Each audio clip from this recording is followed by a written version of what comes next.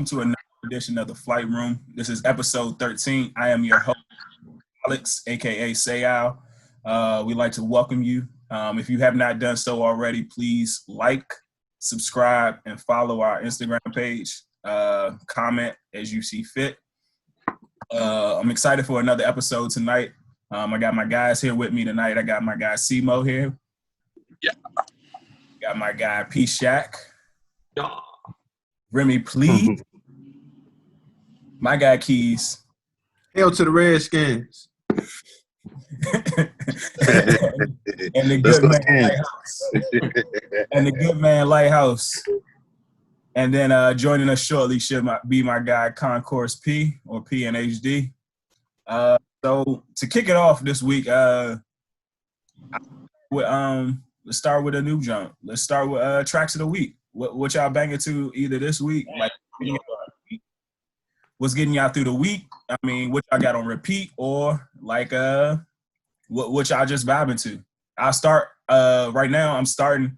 I've just been listening to Anderson .Paak with called Tense. So that's my little jump. That's my little song, my little soundtrack for the week. I just had that on a repeat. That's been getting me through my little workouts. That little up tempo melody. Nice little vibe to it. What about y'all?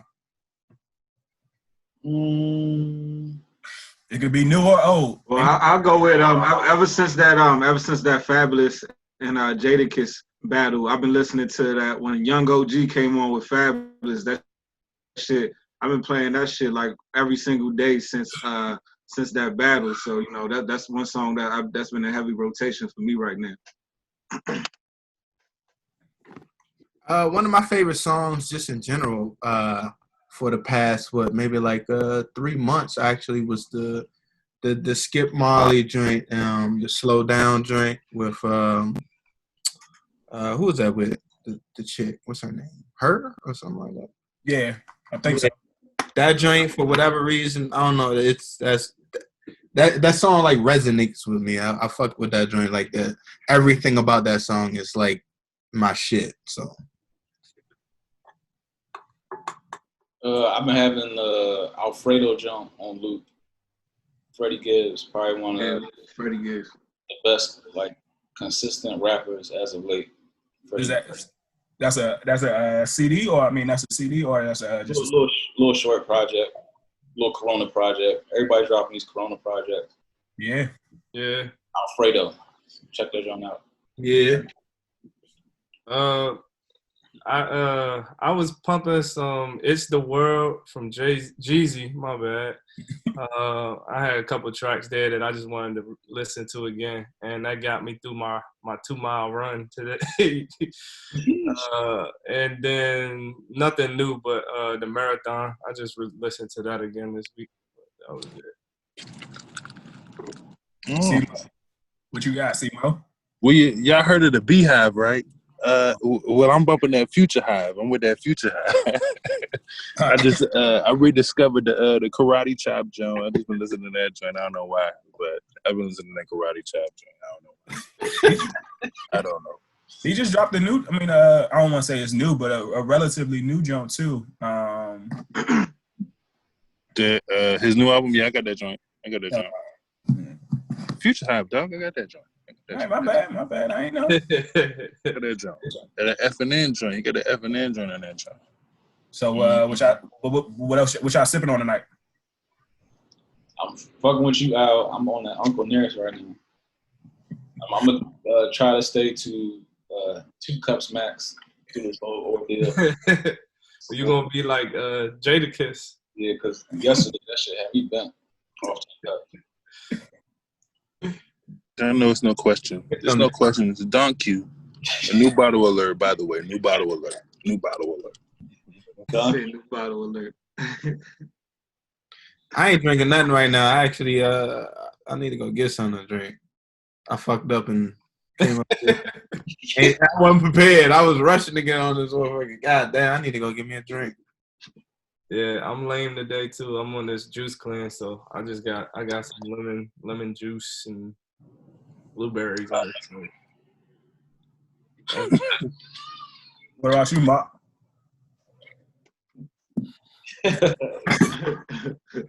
Agua. All right, so shit. Since y'all on the remotely healthy kick, it seems like especially all with the Greek clans. I pose this question to y'all. So get older. One of the things, especially like in the Black community, but period point blank, as far as men, it seems like we don't necessarily go to the doctor as much. We only go to the doctor like when something is truly wrong with this. What's the last time you guys, without giving too much details or anything of the sort, was the last time I got like went and got like a checkup, just a doctor, just to find out, make sure everything was copacetic and make sure everything was good. And then I guess the follow-up question of that be like, why is it that most men typically only go to the doctor when something is wrong? How do we change that? If we change that. The first time I went to the doctor in recent years was like in December. And it's because I told somebody I haven't been to the doctor, like I haven't seen like a regular doctor other than like urgent care or some shit like that since probably like middle school. And when I told them, like, they cussed me out. So I want to see it, like I went online and found like a primary care. I had like a physical and shit. So they did all the bells and whistles and checkup, blood work and all that shit. But yeah, I'm Gucci. Pain. That's pain. That sound like me, brother. Say like, and it is, and you know, and that's not like a necessarily a good or bad thing. It's just, I don't know. It's like you said, the last time the past couple of times I went because it was like a urgent matter, or and it's, I don't know. I don't know the reason why. I don't know. Like a physical just doesn't seem like it's not like on my priority list. Yeah. Like if I feel good, I'm good. You know what I'm saying? But that's not always the case. You know? Yeah, first time I went to the doctors was probably about a year ago. And that was probably the first time since I was probably like 18, 17.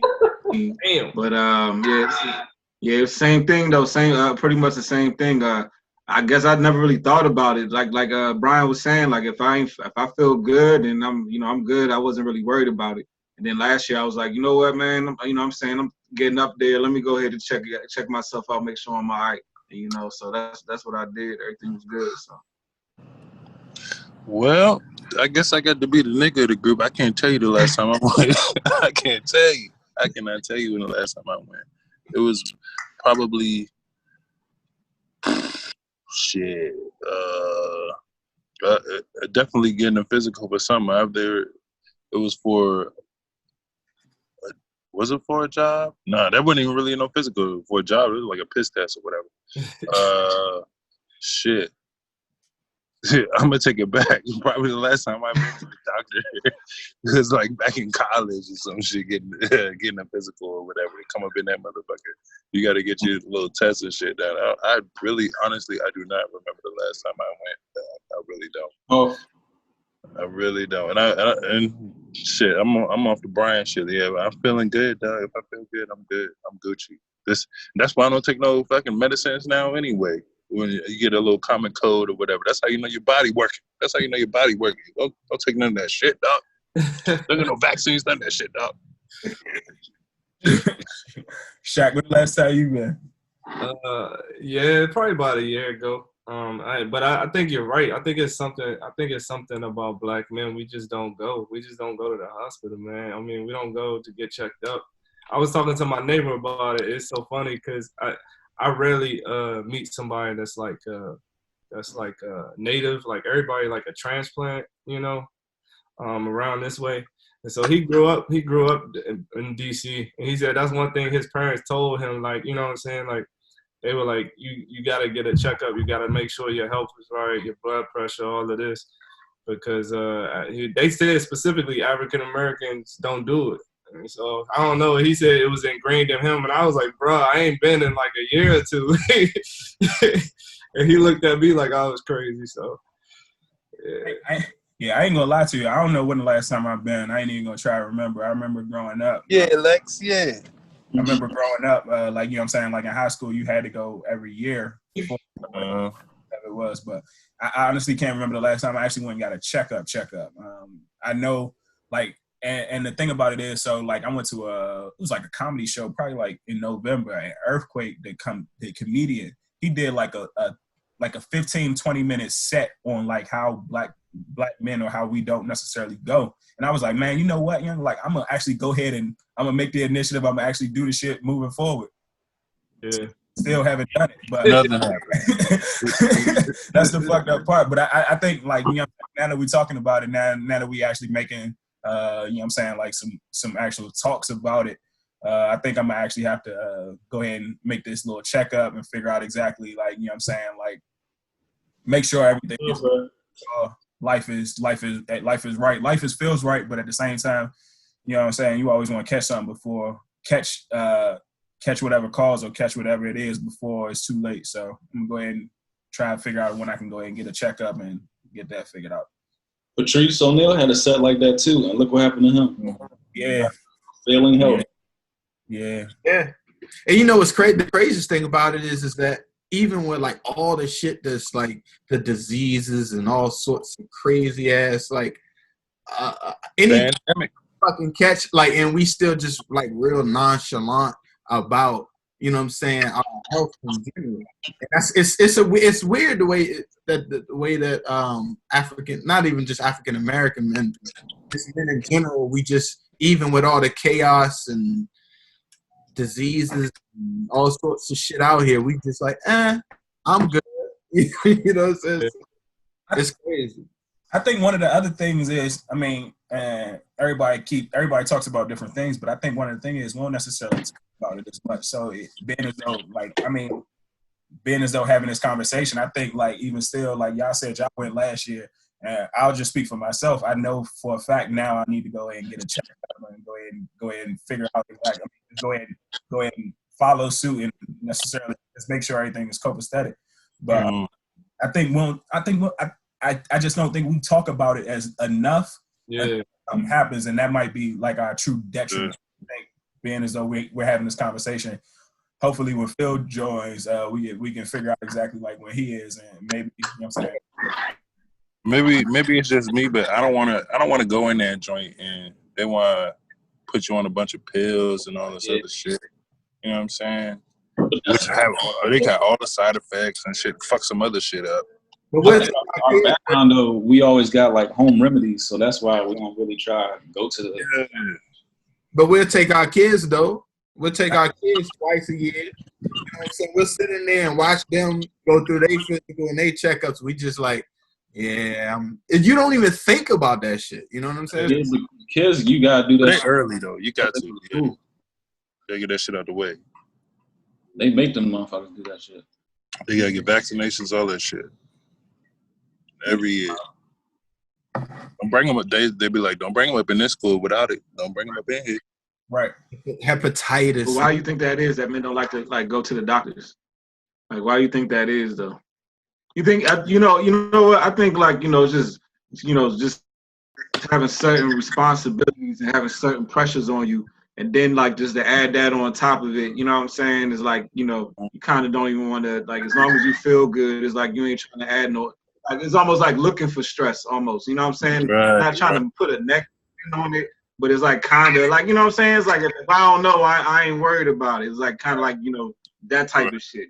That's kind of what I think it may be. You know what I'm saying? Yeah, I think so. One of the reasons, especially like earlier before now, and actually thinking about it, but one of the reasons that I used to always have like not going to the doctor was I felt like the doctor was like going to the mechanic, where like literally it could be nothing wrong with you, and most terrible analogy ever, but you could be like, it's nothing wrong. No, it's a good analogy. Good analogy. And then all of a sudden they'd be like, yeah, you need new brakes, new rotors, new tires, new everything. Like, walk out that joke feeling like way more depressed than you ever said, just like Marcus said. But like, exactly.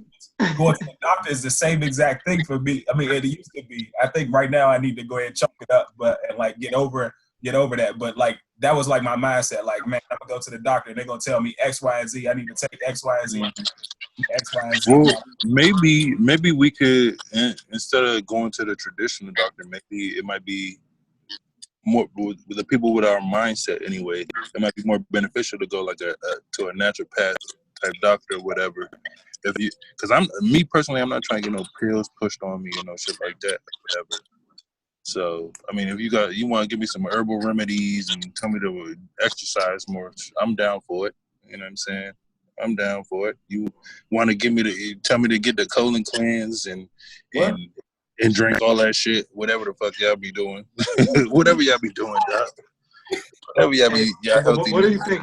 What do you think if you go to the doctors just to hear whatever's wrong with you, but I feel like instead of letting them put you on drugs or pills, you can just start eating better, drinking more water, exercising more. Like I feel like just simple shit like that eliminate a lot of those issues without you having to take drugs they prescribe you. And then certain fruits and vegetables have like certain vitamins that you can still get in those same you know what I'm saying, like just changing your diet to whatever your issue may be could probably take you a lot longer than being dependent on some drug that they give you. You know what I mean? Facts.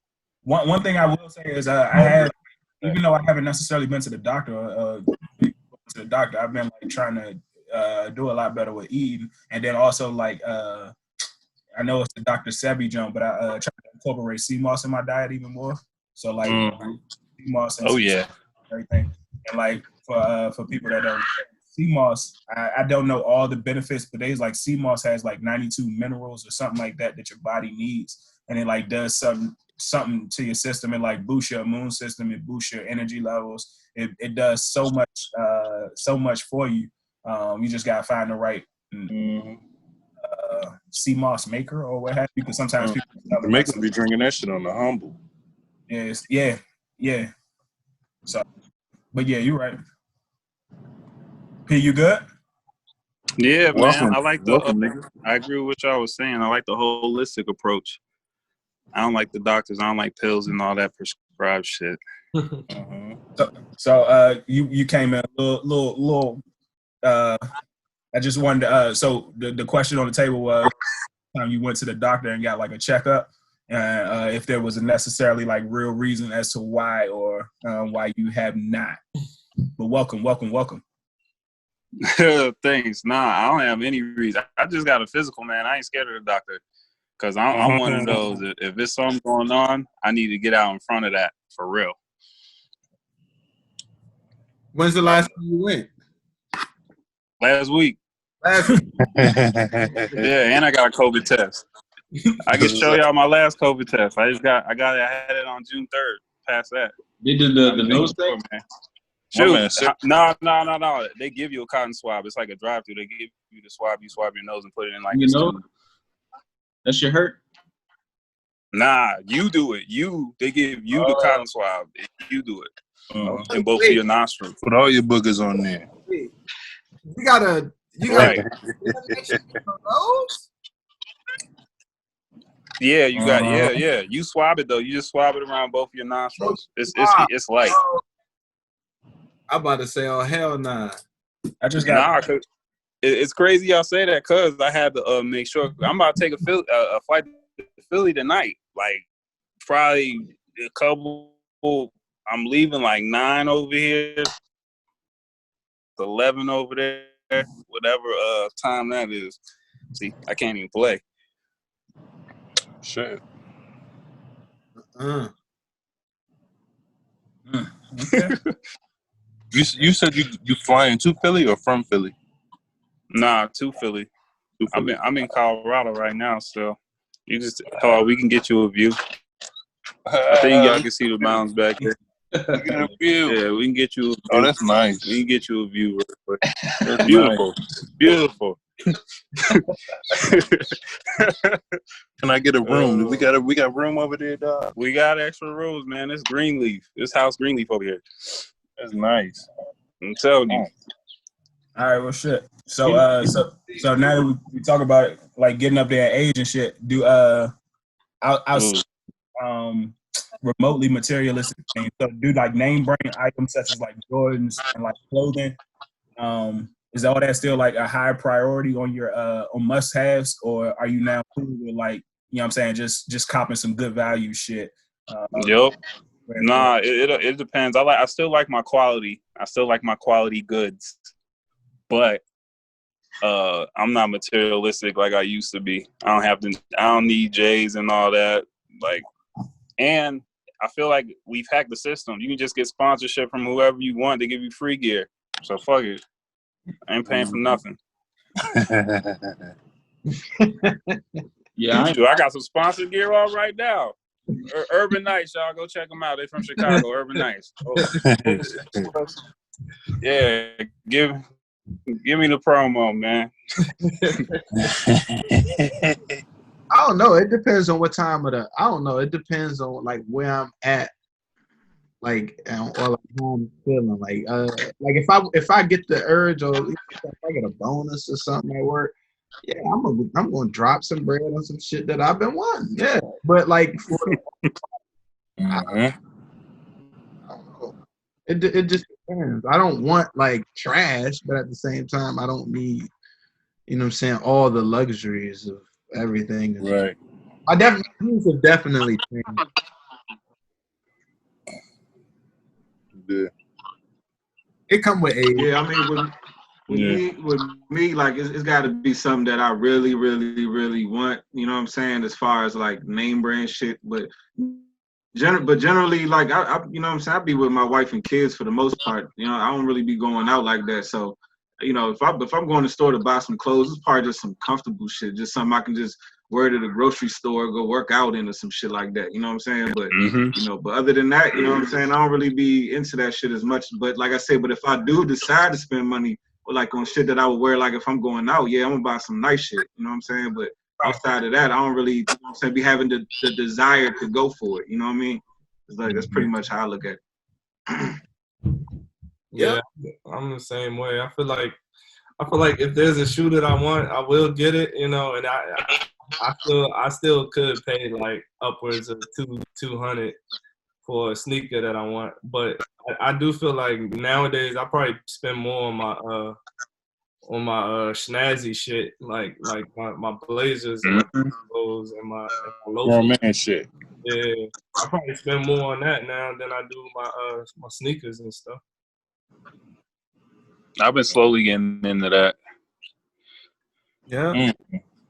But not even just sneakers. Like, you know what I'm saying? It go with food too. You know what I'm saying? It's like, like I remember I used to always be like, if I go get chicken, this guy be like, I don't know, like Purdue or some shit like that. But like, you know what I'm saying, I'll be like, Walmart, thank you. Let me go ahead and get all 7 of these breasts.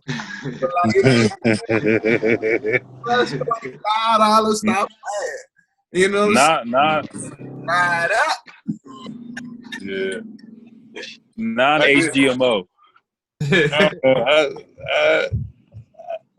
I'm not really concerned. I mean, I'll get some shoes. Like matter of fact, I just got the J's that just came out, the little Grape Jones or whatever. But it's like, you were shopping on Blackout Day? Was it Blackout Day? Yeah, yesterday. Oh yeah, it was yesterday. My bad. I'm in the house, dog. I'm in the house. I wouldn't even think of it. Hey, it was Jordan. I'm playing. That's how they was gonna get niggas anyway. Drop some J's. But nah, it's like, it's again, I might get something here and there, but it's nothing like it's Bama's out here that's buying clothes every week. You know what I'm saying? I'll treat myself here and there, whatever. When it comes to like splurging anyway, I'm splurging on food. Like you were saying, and it's not even at the. I'm like if I'm gonna eat, I'm like gonna go to a bomb ass restaurant or whatever. Yeah. I'm definitely getting me a motherfucking steak. Yep. A lobster tail or some shit. Something. I gotta get something. I gotta eat. I don't know about I ain't really about the clothes. I get some clothes here. The shit. I still order shit from fucking East Bay or or shit. You might even catch me up in the with the motherfucking Burlington catching a little deal or some shit. Oh yeah, I frequent the Burlington. Hey, the Burlington got the combo. They got some good accounts these days, man. Jeans, TJ Maxx, Kohl's and shit. Marshalls, all that shit. Yeah, man. ain't no bougie niggas out here, dog. Ain't no bougie. Nah, this how it is for me. I don't even like spending money on gear anymore. I look at hoodies. I'm like $60. I can do like a 3-team parlay and win like 500. Yeah. Like I don't even. Yeah, like I don't even care about the hoodie. I could have bought a share of some stock or some shit with $60. Yeah, man. Shit. That's like a waste. So shit. Yeah, that's matter of fact the only reason why I got them Jordans is the fucking this little class I was taking for the stocks and shit. It was like you got to give yourself rewards and you have to punish yourself too when you don't follow your rules or whatever the fuck. You know what I'm saying? I've been doing all right, so I rewarded myself with some J's or whatever. But nah. All right, ain't bad with that. And that's what I'm saying not wrong too. With that at all, though. You should reward yourself. Yeah. You're supposed to. Yeah. I feel better about it when I come up on a bet too, because it's like that's not even my money. If it's mine, right. I don't even want to spend it. Yeah, man. Change my way of thinking. What about you, Ryder? No, I don't be pressed no more. Y'all knew I was like super for shoes and shit. I probably haven't bought any J's in like 3 years. Yeah, nigga, you already had all the Jordans anyway, nigga. But I sold like 10 or 15 pairs. And the SBs. So like, yeah, it's been 3 years since I probably bought them. But if it's not on clearance, or if it ain't Marshalls or Nordstrom Rack or Berlin, if I'm not getting a steal, I ain't buying the shit no more. Like I don't. He said he been 3 years clean, dog. 3 years clean. I'm making my own shit now, so like, if I ain't promoting myself, if it ain't for the love, fuck it. Man. I'd rather like spend money on like experiences. I'd rather do shit, go somewhere, eat. Yep. I will say, besides like the dress clothes, one of the things that I have been doing, not necessarily like even splurging on myself, but it's just supporting like the different Black-owned businesses and the different businesses that my friends own and shit like that. So like different things like that, like I mean, and then supporting not only just my friends, but supporting Black-owned. So that's probably one of the major things that I've been doing as far as like actually quote unquote splurging is like buying stuff for like the entire family of. You know what I'm saying? Like somebody that we know supporting them. But as far as like stuff, like I think the last pair of real shoes that I bought, I think I might keep this ritual up, but I might buy a pair of Nike Air Maxes on Air Max Day every year. But that's I mean like that's about it. Air Maxes. That's all I wear now. Air Maxes.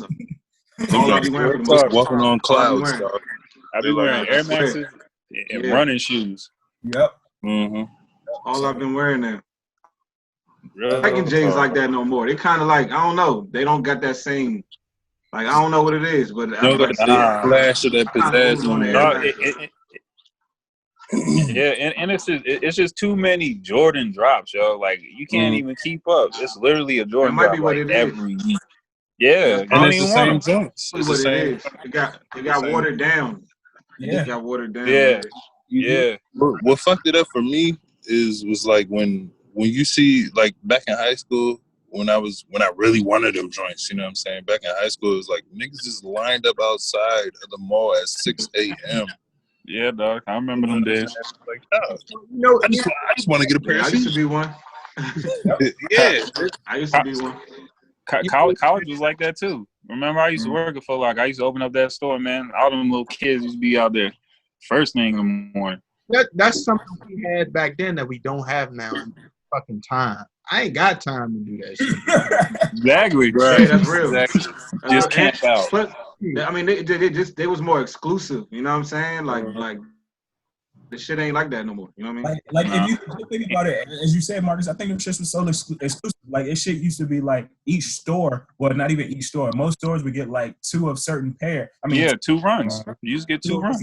And then like some stores wouldn't even get 2. So like you can literally go to like Foot Locker in Annapolis Mall or what have you, and they'll be like, yeah, we only got 1 of the size 10. So if y'all gonna stand out I might as well go ahead down the mall to another store. But Nope. the exclusiveness of them, as opposed to now, like I know you probably can get the digital draw and everything like that if you're lucky. But nah, man. I think that's rigged. Or now you can just buy them online for extra. Yeah, online for extra. But that's what they came out man. at $190 and you can pay $350 for them. I can't stand that resale game. It's disgusting. It's a come up though. They coming up. You can't even get nothing though. You can't even get nothing. Yeah, it's like crazy. Niggas got like algorithms now to like still. Yeah, I was watching a video the other day. I was like, "What you mean algorithms, nigga? You just buying sneakers, dog. It's just not stocks. We're not talking about no stocks or no shit. It's like algorithms." The last time I got a whole rack of bread, like on clothes and shit, was actually for Shaq for your wedding. The last time I bought a whole rack of shit was out there. That's for the wedding. Yo, but that's what's so crazy. Why black people always buy something to go out of town? Yeah, that was almost. Yeah, you gotta have them fresh white tees, baby. Yeah, you always gotta have tees. You always gotta have that. Yeah, because we had the white party and we had a couple events, so you had to get some gear. Hey, but whole time, I'm the complete opposite. Like when I go away, I'm not buying shit unless it's like for the white party and I don't have white. Like because these niggas not gonna know who I am. They not gonna know what I am, where I'm from. Yeah, I feel that. I hear that. I'm not buying shit. Like, I remember the first couple of times like we went away, I used to do that shit. But now it's like, dog, why am I doing that shit? Unless like I need some clean white tees. Like white tees don't count. Plain white tees. But like dog, I totally feel that. And maybe my flip-flops. I'd even, like, just to go further with that, like, if I'm going somewhere and I know it's going to be, like literally, like, sand and dirt, like, the whole trip, I'm not even bringing my J's. Like, it's literally... no. And Chucks, and that's it. I'm drunk, they can get fucked up. Yeah, I'm bringing some shit. Beaters. Yeah. Pumas. Beaters. Some flip flops. Snapbacks. That's it. No Sean Claytas. No Sean Claytas. Oh, so because we talk about vacations, it might be up there with one of the funniest TV scenes I've ever seen in my life. Yeah. And, oh my gosh. It might be up there. Yeah. I think I know what you're about to say. Martin. The Martin. That's my thing too, dog. Puppy. That ain't no damn puppy. That's my joint, dog. That joint is hilarious. Yo, Martin got a lot of them though. Y'all got any other funny TV scenes? Was it Chilligan's Island? Yes. Yeah. That was up there. That might be top for Martin. For Martin, that's like top 2 or 3 definitely. And the scene with the dog, dog too. When he thought they stole his VCR or some shit like that. That was up there. Oh yeah. That shit. And what made it funny? What made it so funny was how like Tommy was trying his best not to laugh. Like he was laughing the whole joint. You know what I'm saying? That's what made that shit. Cause those be the funniest ones when you see the other actors like trying not to laugh. Yeah. Exactly. That makes you laugh harder. Yeah, because you know they did that on purpose. They was like, all right, we ain't doing another take. We gonna keep that. Hell no, yep. Cole was losing it too. You said what? Cole was losing it too. Yeah. And you ain't got no other choice. He's so goddamn, he a fool, yo. Yeah, I would love to see like they outtakes, man. Martin, yeah, I think Martin had a level of improv to it, so a lot of that shit used to be random. Like I don't think he was like Martin. When you watch the show, you can tell a lot of that shit used to just come off the top of his head. You know what I'm saying? But that's what made that shit so funny. He's dragging that goddamn dog. That was my favorite joints. Was I would probably say it's gotta be Dragonfly Jones, dog. Dragonfly Jones, and maybe Otis in there, maybe, but definitely Dragonfly Jones, dog. Which one though? Which one? The Kung Fu. Yeah, but he did a few episodes. Yeah, he exactly. All of them joints. I love the Dragonfly Jones joint. You got the joint where he had the at the ATM and he's supposed to be paying it. He always got paid this nigga. He always got paid this nigga. That's one of my favorite. That's when they won the car and all of the characters. Yeah, all of them had to split it. That was another good one too. I forgot about that one. Yeah, man, that was funny. I forgot about that too. He was giving lessons in Gina apartment. He was giving lessons in Gina apartment. And cuz beat his ass, get his rent money. Two other Martin ones that stick in my head is like the one where he was fighting Tommy Hearns. Yeah. Oh yeah, he got his. He had all the lumps on his head. And that L. The way he came out at the end, he was all hold himself. That was funny. Martin's crazy, bro. I couldn't stop laughing. And then the other one when Martin had his like reunion, and Gina had her whole mouth was like swole. And yeah. Oh, that one was funny. That was a good when he one was right like in there. a competition with, what was that dude's name? What was his name? Pretty Ricky, what they call him. Pretty Ricky. Yeah. Joanna man right there. Yeah. We might have to rank Martin episodes and shit. That's up there. That one Yeah, right there. I remember that. Yeah, that one was too funny right there. I couldn't stop laughing again. Nope. Remember there was on the Chappelle show. He had the joint where they tricked the trading spouses joint. Oh yeah, that joint was funny. Yeah, that was cool. Titty residue. real talk. I remember Randall used to watch Chappelle all the time, yo. All them. It's like not one episode that's not funny though. Like every episode got something in there. Man, Real World up there. Yeah. That was. They made him go get the Cambodian breast milk. Yep, Diddy. Shoot, even the White Supremacy one. That one was funny. Oh my god! Did the Player Haters Ball? Player Haters Ball. That's one of the best ones.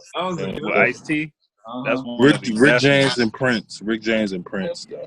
Oh, of course. That goes unsaid. Charlie Murphy stories. And that's what's so crazy. That was only 2 seasons, dog. Like 2 seasons. That was it. So much content. I'm gonna throw y'all off with this joke. One of my favorite, like, funniest TV scenes I've ever seen, and I think it just became funniest to me, like, as I got older, and especially as I got like a parent, because I could see like me and old lady doing that joke to our child if he ever did this. But it was the My Wife and Kids episode when Junior got high. Junior and his friend. That's the Damon Wayans joke. Yeah, his friend's name was Tommy, but it was they came in the house.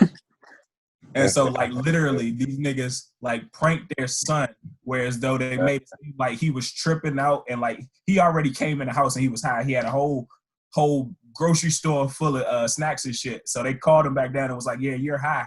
And then they was like, they just started, like, fucking with him, like, start playing like they was saying words and shit and doing all that. I remember that. The funniest shit. I think I do remember that one. I remember that joint. Yeah, that was a good one. It wasn't funny, but I remember that one episode of the Wayans brothers and Marlon got high, and that shit blew the shit out of me because he was acting like on fucking like real hardcore drugs. That shit blew the shit out of me. Like, you know what would be like we got to take him to the hospital and shit. He was acting like that. Like he OD'd. Yeah, on weed. They had to scare you back in the day. There's this one joint, I'm not sure if y'all can see it, but it's the Jamie Foxx when he had to go to traffic school. Oh yeah. Oh yeah. Yo, that one was funny. And Mr. Cooper came in that joint. Oh my gosh, the whole 30 minutes, bro. I was laughing the whole 30 minutes. That made me think about the Martin joint when he had to go to the DMV and shit. Yeah, the old lady and shit. That might be the funniest Jamie Foxx joint I've ever seen in my life. Yeah. Mark Curry was underrated, like on TV. Like he was great. Yeah. Every time he came on a sitcom, it was like a great episode. Like every single time. He was on Martin. Yep. Who? I think so. Yep. Was he? Yeah. What did he play on Martin? I forgot. He was like a lawyer. Yeah, I think he was, and he was talking to Pam and Gina for something for like some case or something. Yeah. I can't remember that. I gotta look it up. He's like a nerd. Yeah, that sound about right though. I remember, I remember. That's what I'm saying. That's yeah. Y'all remember Reverend Lonnie Love? Oh yeah. Yeah. Of course. Dog, we gotta have a Martin joint, dog. We gotta rank him. You got to. I know. What 3 of us in here watched this. And I wish we all did, but Aqua Teen Hunger Force, yo. Oh yeah, that joint was good. That shit, dog. Oh yeah, that is. That's probably one of the most ignorant cartoons ever. My man with the red hot pants. Oh, the red hot Carl. pants. Carl with his red hot pants. Yo, he's the funniest one. He's the best one. Like a stupid guy. Right, man. Him and the Mennonites, they're the best ones. I got a stupid joke too, and it might not even be. It wasn't even fully a whole story, but the joke was like hilarious to me. It was the Family Guy joke, Peter Griffin, when I think he was running and he tripped and hit his knee, and like literally just rolled around on the ground. It was going. Yeah, I read that joke. Family Guy be having their moments. Yeah, Family Guy. That was like he did that for like fucking 20 minutes. Yeah, it was hilarious. Yo, hit your toe at 3:00 in the morning. The best Family Guy one when fighting that chicken. Yeah, that shit was like 15 minutes of just action. Oh yeah, that joke was like nonstop, like the chicken beating his ass, just fighting. Didn't they win an award Yep. for that scene or some shit like that? Yeah. They should have. I think that fight was like a draw too. They never finished. Did y'all niggas watch A Living Color? Yeah. Oh yeah. Of course. Fucking what was my man? It. You got hated it. You got my man, not Damon Wayans, but the other Wayans. He used to play the homeless guy. That's Damon Wayans. Oh, Damon. That's Damon Wayans? That was Damon. That's Damon? Playing the homeless guy and Homie the Clown and shit. Yeah. Homie don't play that shit. He actually had in More Money, didn't he? He did like the same character in More Money. Yeah, he was. It was either More Money or More Money. Y'all remember Celebrity Deathmatch? Oh yeah, that was tough. I used to watch. I used to be a hook of that shit. I used to make sure I caught every episode. Yep. Yeah, real talk. I used to stay up for that. Right. That used to. Then I used to come on like after Cribs or something. Yeah, so TV. I used to come on after. Then they used to come on after like Raw or some shit like WWF Raw went off or some shit. Yeah, it was after. And then like right on MTV, it was something like that. Yeah, you're right. Celebrity Deathmatch. They should bring that back. Yup. Let's get it on. What shit? Because Corey said the shit, I'm just gonna go back a second. Corey said the shit, and it was Live in Color, and I just remember like them Bamas dressing up as females and dressing up as, or especially like Jamie Foxx dressing up as Wanda. Yeah. Shit. I'll just say that's something I would ever do. What are some other guy codes that, you know what I'm saying, like we could share with the people? What are some other guy codes? Like, I mean, I know that's not necessarily a guy code, but what are some things, what are some guy codes that we could share with the people? That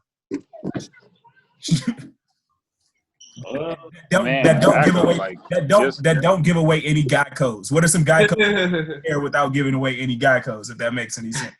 Never leave your brothers behind. Yeah. Not saying too much. Don't ever leave your brothers behind. And if you never snake your brother either, man. That's one thing I could always appreciate about you. That never, like, I don't understand. I don't get how like dudes be like friends and sharing chicks. You know what I'm saying? Yeah. That's like God code to me. I can never do that. That's Yeah. weird. I mean, it's never happened, honestly. If you gotta fall on a grenade, fucking fall on that shit. That's true. Hey, if you gotta take that L, you gotta take that L. You right. Believe me, it's for the better. Cause you ain't always gonna lose. Right. Remember that. Just play the wing. You just gotta play the wing, man. Shut up. Hey, do it again, B. Do it again. Follow the grenade, brother. You gotta take the L, cuz just. Hey, that was funny. Sometimes matchups just end up like that. So Yeah, they do.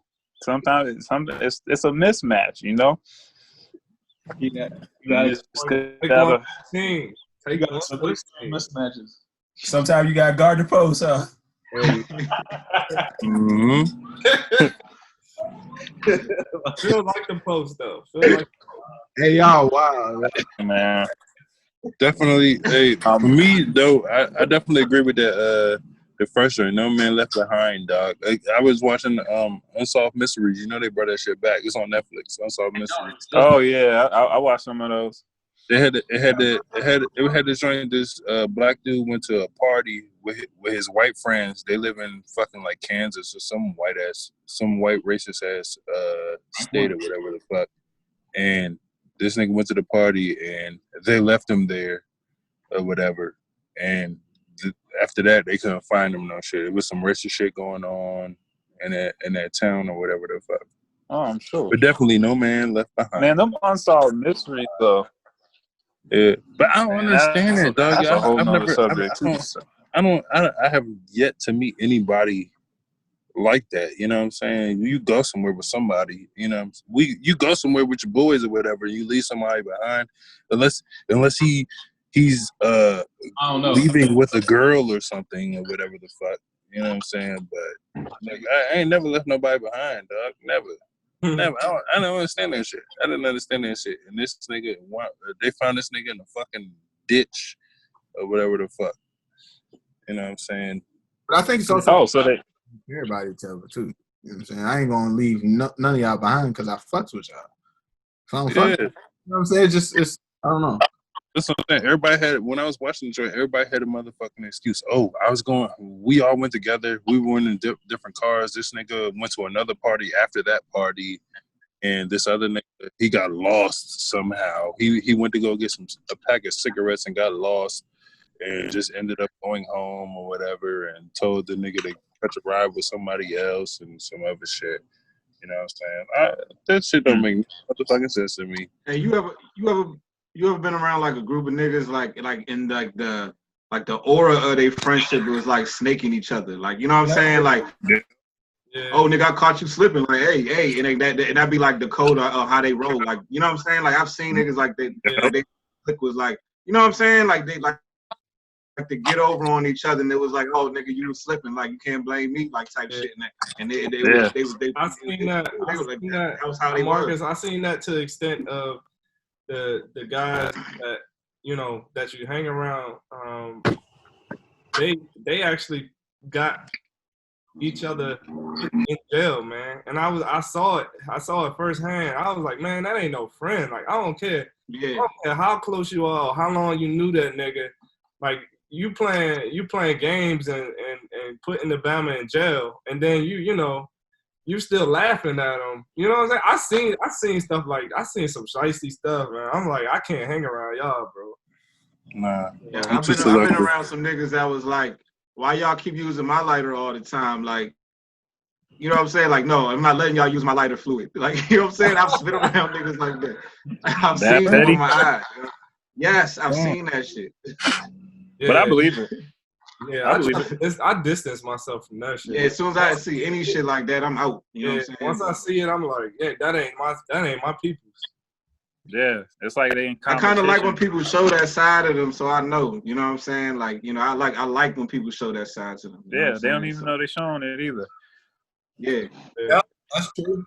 I ain't never seen this shit like that. So I got another one. And this is just something I go by. This is how I grew up. This is how my pops grew up. A bet is a bet.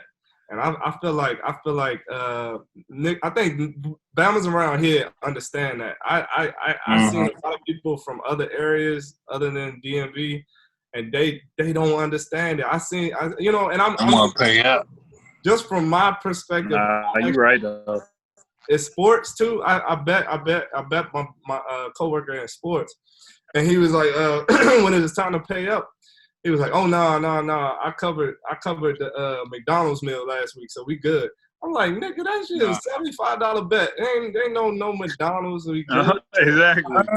I caught myself like about to like attack him at the I caught myself because you don't do that shit, bro. I was about to put the choke. I was like, all right, I can't do it here. I was like, I ain't doing it. My job. I ain't doing it. What? I got one that plays directly off of that too, Shaq. And my joke is just you know what I'm saying, like even if it's a bet, I mean, but pay what you owe. So it's like if I owe you, like hypothetically speaking, it don't even gotta be a bet. Like if you say if we go to the club and you give me $20 or whatever, and I'll be like, all right, I'm gonna pay you back. Pay that shit back, you know what I'm saying? Yeah. Next time you have it. That way, like you don't have to hold that shit over my head. I don't have to hold it, saying like that. And like I don't want like me to get my check, and we see the shit all the time. But like it'd be like, well, at least we used to see the shit. I don't see the shit now. But like, like all right, well, I bet you I owe you $15, and then all of a sudden you see like the nigga in the caf, or you see the nigga on campus like splurging in the splurging. You be like, bruh, don't you owe me? Don't you owe me some money? Like pay me my shit. Like I shouldn't have to go back and ask you X, Y, and Z amount of times, like if you're gonna pay me my shit. Because now we're gonna have to settle this shit another way just because it's over $15. And it's not, yes, it's $15, but it's principality of the matter. Yeah, and it's crazy because like you said, I think it's something like within you. Like, you know what I'm saying? I don't think this is something you learn. It's just like it's something like some type of honor in you. Like if you owe somebody, fucking pay them, man. Like I never understood that shit. I still don't. It's just bet what you have. Don't bet something you don't have. Yeah. Don't making a bet. True, because the person's excuse always be like, well, I don't got it right now, or I got it next check. You know what I'm saying? I get you back when them taxes hit. What's your that was the only instance where I noticed, like, you know, the Bama was from Texas, and so like he was on some other stuff. I couldn't hang out with him after that either because he got me pissed. Got me mad. I need mines, but I don't need mines, but I need mines. Oh, we need that. Always. Get my shit, dog. Is it too much to ask for my shit? Is it too much to ask for my own shit? I shouldn't even have to ask for my own shit. Like, exactly. You owe me that shit. Give it to me. Like, I don't want to have to chase you down. None of that shit. Like, send that shit to me. Cash at me. Like, I gotta make phone calls.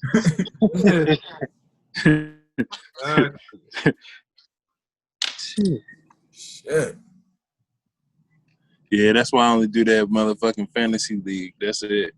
And if I'm going to a fucking casino or some shit, that's why the only time I really put up some bets. Shit, fantasy league. That's guaranteed. You just put up a G talking about the Steelers gonna make the playoffs. Stop playing. Shit. You don't remember that? Yeah, that's still live. What? Who did I do that with? You better pay up. That's what I bet. Wait. I bet it. It was like a three-way bet. Corey bet Phil and Randall. Yep. Yeah, they did. How much was that?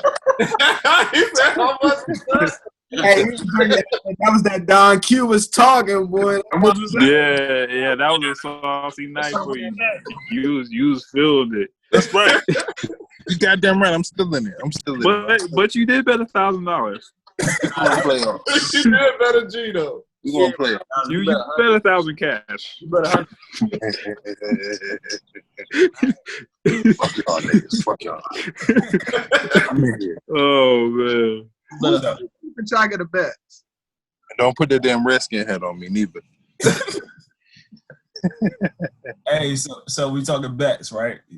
Shoot, y'all should get all the Redskins gear right now. Just That's what I'm saying. Get that shit before that shit change. That shit might be worth some money.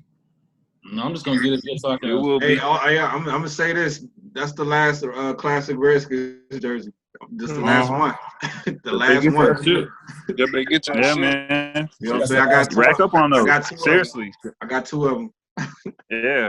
Redskins, man, that's the last, for real, original jersey, too. Hey, so when we show up to the games, we can't wear our old shit? Like, are they gonna turn us away?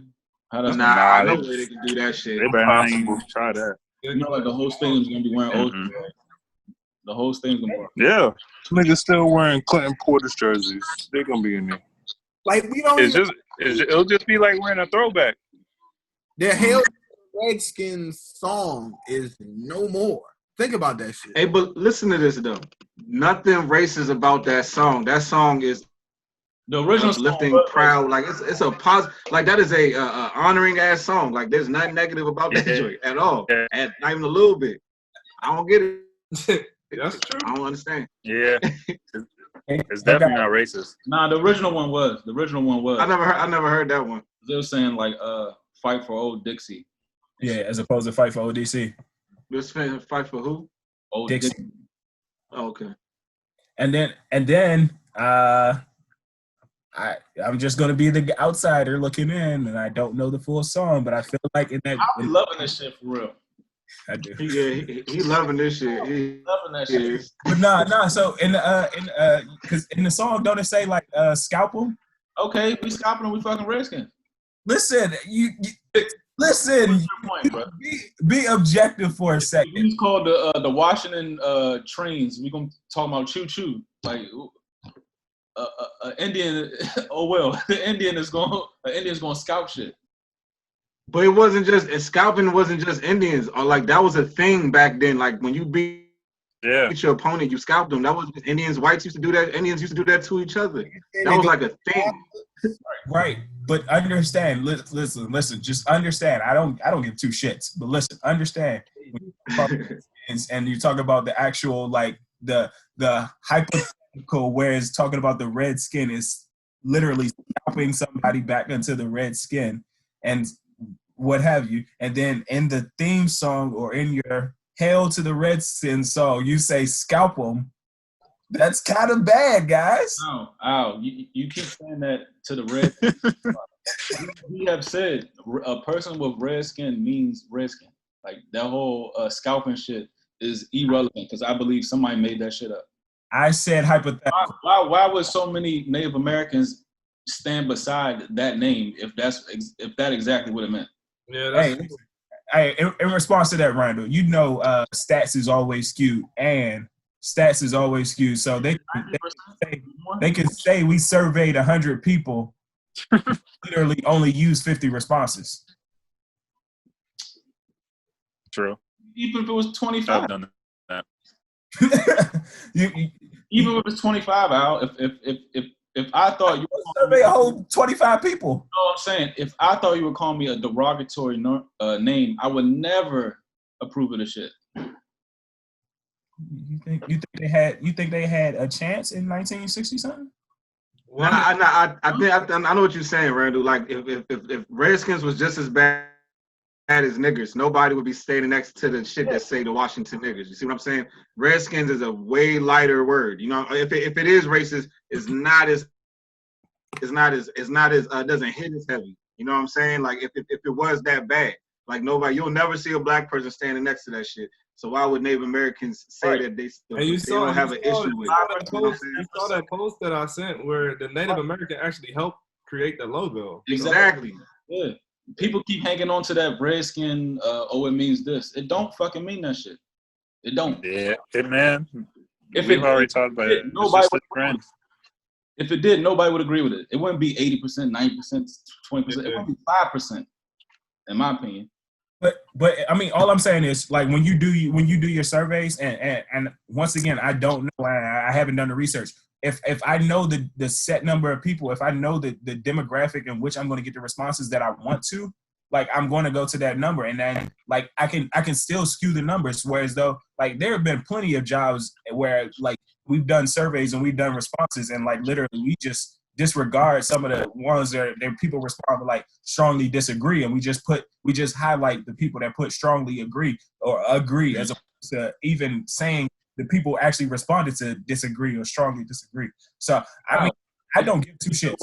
If it's a derogatory term, how can any Native American say that they on this side of the fence saying, okay, we cool with it? If it is actual, in fact, derogatory term, how can any Native American say, okay, we cool with it? Knowing their heritage. The same way that, I guess he's saying like the same way that some for heritage near you. The first one is the Heritage Foundation. She listening. Let me unplug this Massachusetts Avenue, Northeast London. See, there you go. Yeah, that's just like that Alexa. That Alexa, all the evidence, all that, man. That artificial intelligence. That dream was like, nah, they're talking a little too much. Listening to the whole conversation. Right. Peter been acting slow too since I started doing overtime. Hey, but look, even on top of what Randall's saying, it's like if you was a black person, let's say, because I've heard black people say, "Oh, if I don't really get offended, or they don't feel offended by a person outside of the black race saying the N-word." But I still don't think that person would co-sign a logo that says the Washington Niggers. Like they might not care if their white friend might say, "What's up, my nigga?" But they are not going to be co-signing a professional team that say like no. I don't see no black person co-signing that shit. Even if you don't care if you're white, you still co-signing that shit. You know what I'm saying?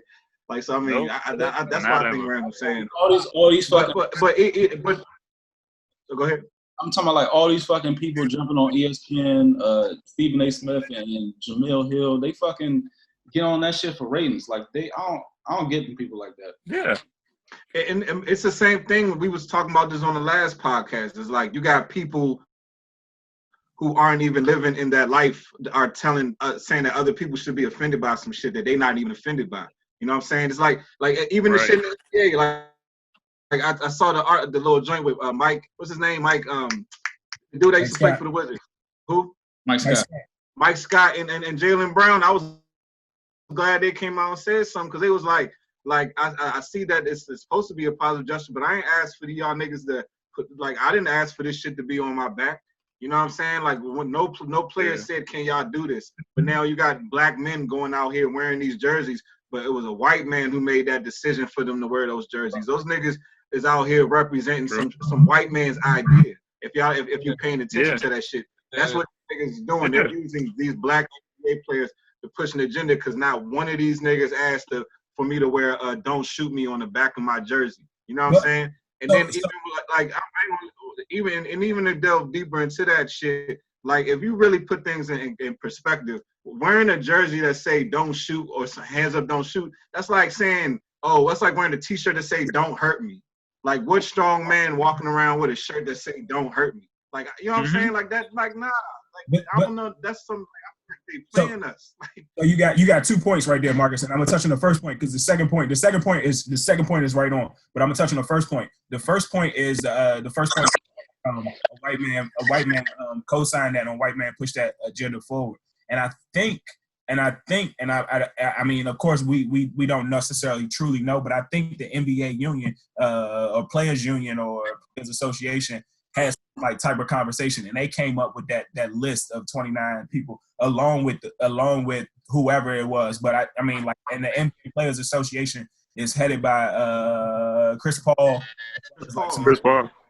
It's like Michelle Roberts, another black lady as well, but it's like a whole bunch of black people that are actually on that. So I think, I mean, like those two go. I mean, like, I just want to, you know what I'm saying, like say that it might not have been necessarily a full on like white person leading that charge, but at the same time, it was like a collective decision between the NBA and the MVP and the Basketball Players Association that came up with that decision. But I do think, and we could talk about that one too, I think they missed the mark with that one, where they gave them like a list of 29 names or some shit where they could put on the back of their jersey. And that's where I think they fucked up at, because the same way, like I don't think you can.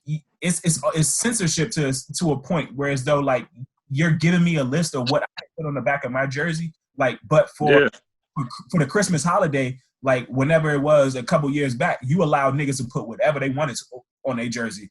Like, I mean, I know you get quote unquote approval. Don't get me wrong. I know you have to get approval, and it has to be something like legitimate and something that could be actually put on the back of a jersey. But for you to say like, all right, we gonna give y'all 29 names to choose from. Like literally, let me get the opportunity to pick and say like, if I want Brown on the back of my jersey, or if I want some other shit on the back of my jersey, let me get the chance to put that. And you can give me quote unquote approval, but don't give me a list of 29 names. You know what I mean? Like that's exactly. That's where I what's the names though? Like what's the names? It was like all the hands up, don't shoot, I can't breathe, all that victim shit, all pure victim. Like you know what I'm saying? Like that's the people that got killed or whatever. Nah, just like those little her. What is it? Her. What's it? Say her name, shit like that. Like all those slow slogans. Yeah, and then all those little slogans. I knew it was getting crazy when they said they was going to play the damn what was it? The We Shall Overcome.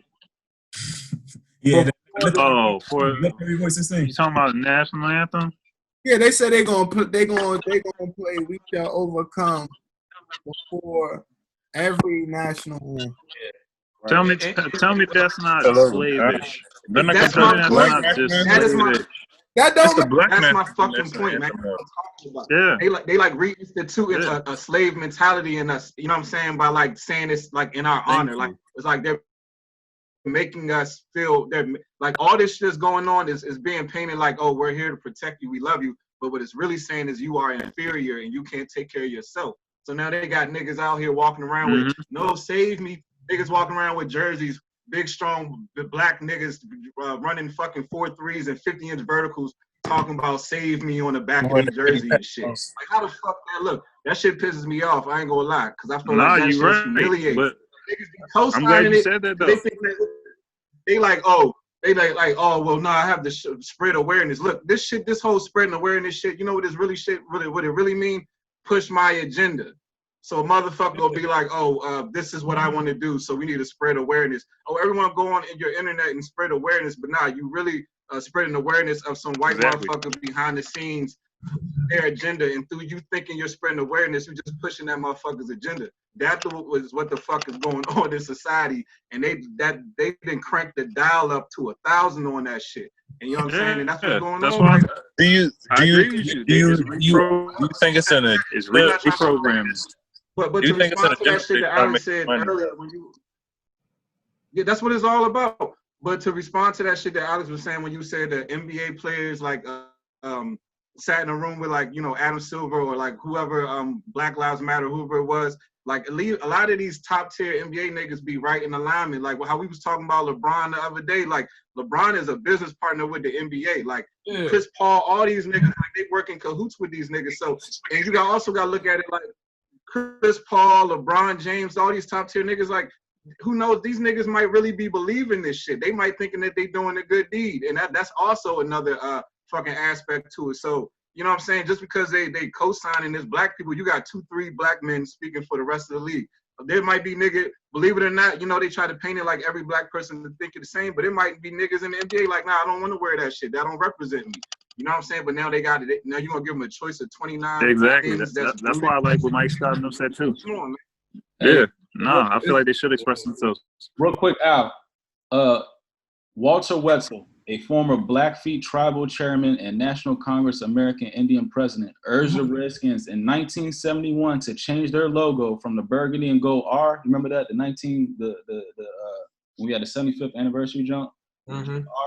He told them to change it from the R to the image that it is today. There's too many proud Native Americans that are on board with that image. They wanted that, man. So stop it.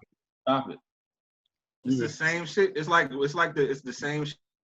It's like they using us. We like the new Me Too movement and shit now. Now black people are like the new Me Too.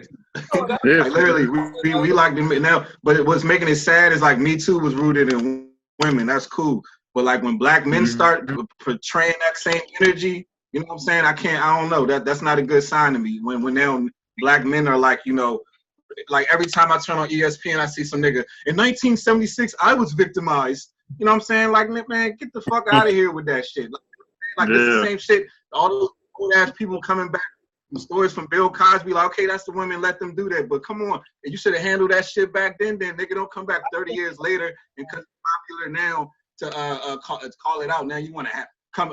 I'm a victim too. Like, what the fuck is this? This shit look clownish to me. Top to bottom, y'all. I'm keep it like it just does. Another thing, this whole rescue, the whole name change thing is kind of making me look at Daniel Snyder a little bit differently too, and in a good way. I feel like I don't know. I get the sense like after this guy, like the league is like out. It seems like they've always been after him. I agree. Yeah. Like they we've been said that. Even down to like referees, like certain players. Yeah. I mean, from the schedule, like it's like I mean, we had draft picks taken from us for some shit that everybody does.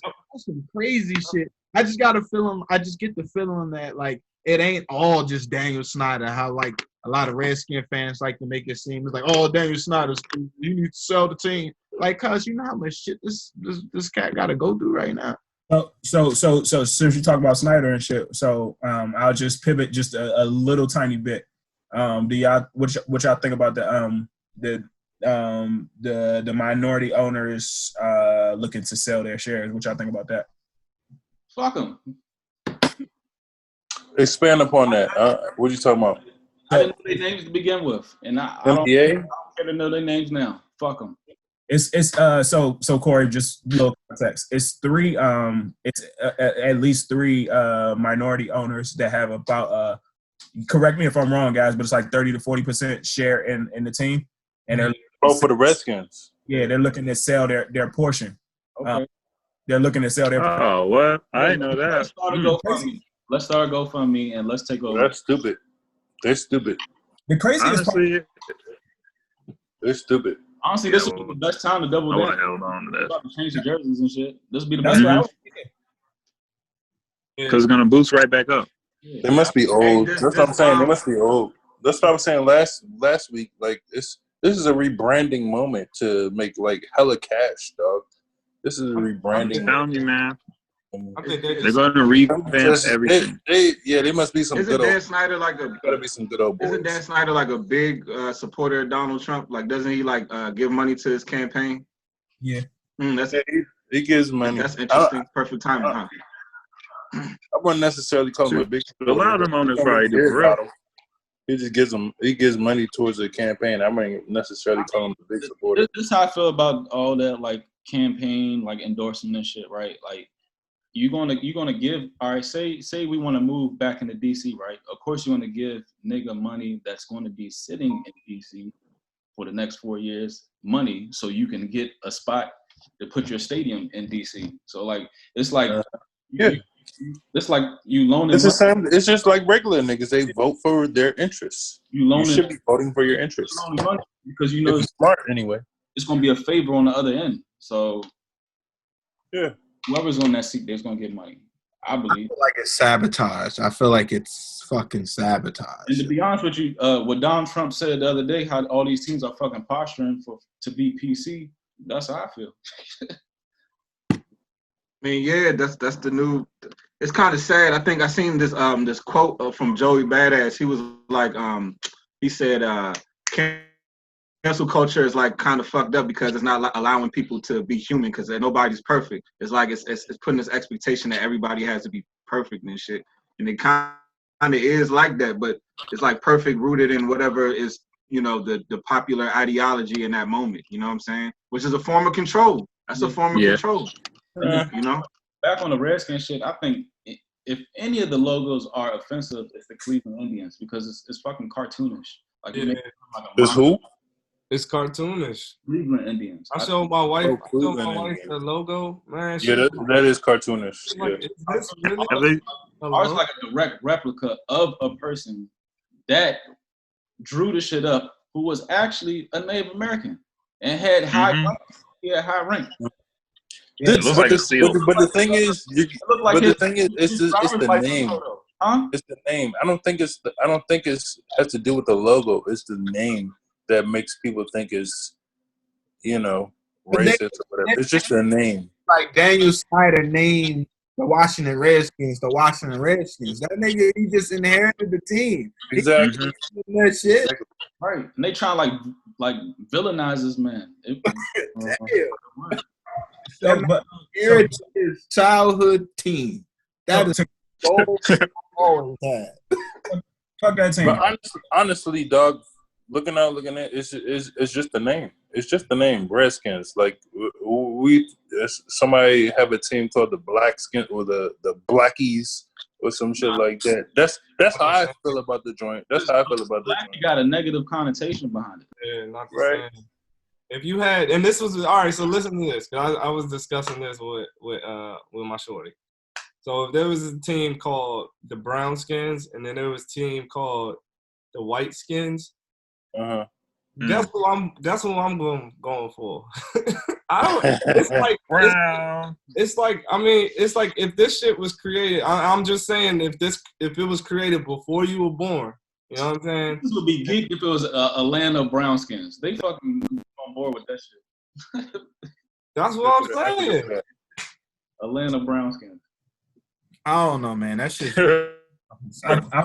Can I push back a little bit when you talk about the Indians, because the Indians, I want to say it was like don't get me wrong, the Indians' name is still offensive as fuck, or what have you. But and the image that they had. But I think in like 2016, 2015 or some shit like that, they actually like stopped going and stopped like portraying that mascot.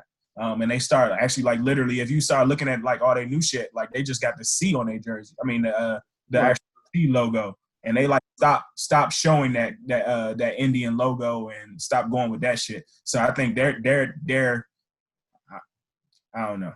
You're right. They're trying, yeah. You remember when the Tampa Bay Devil Rays dropped like the devil in it? Yeah. For what? Right? Mm-hmm. Yeah, Tampa Bay Rays. Yeah, they did. Say what For the Christians. Say what you want to say and like stand by that shit. This whole like cancel culture and shit, or you gotta backtrack your statements all the time. Like I'm not Like, and it's also about it. I'll go ahead.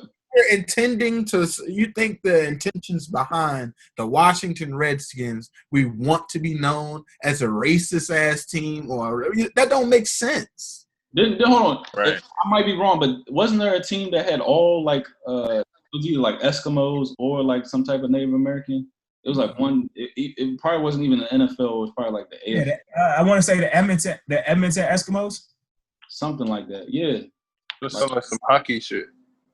They Yeah, Edmonton Oilers now. Something like that, but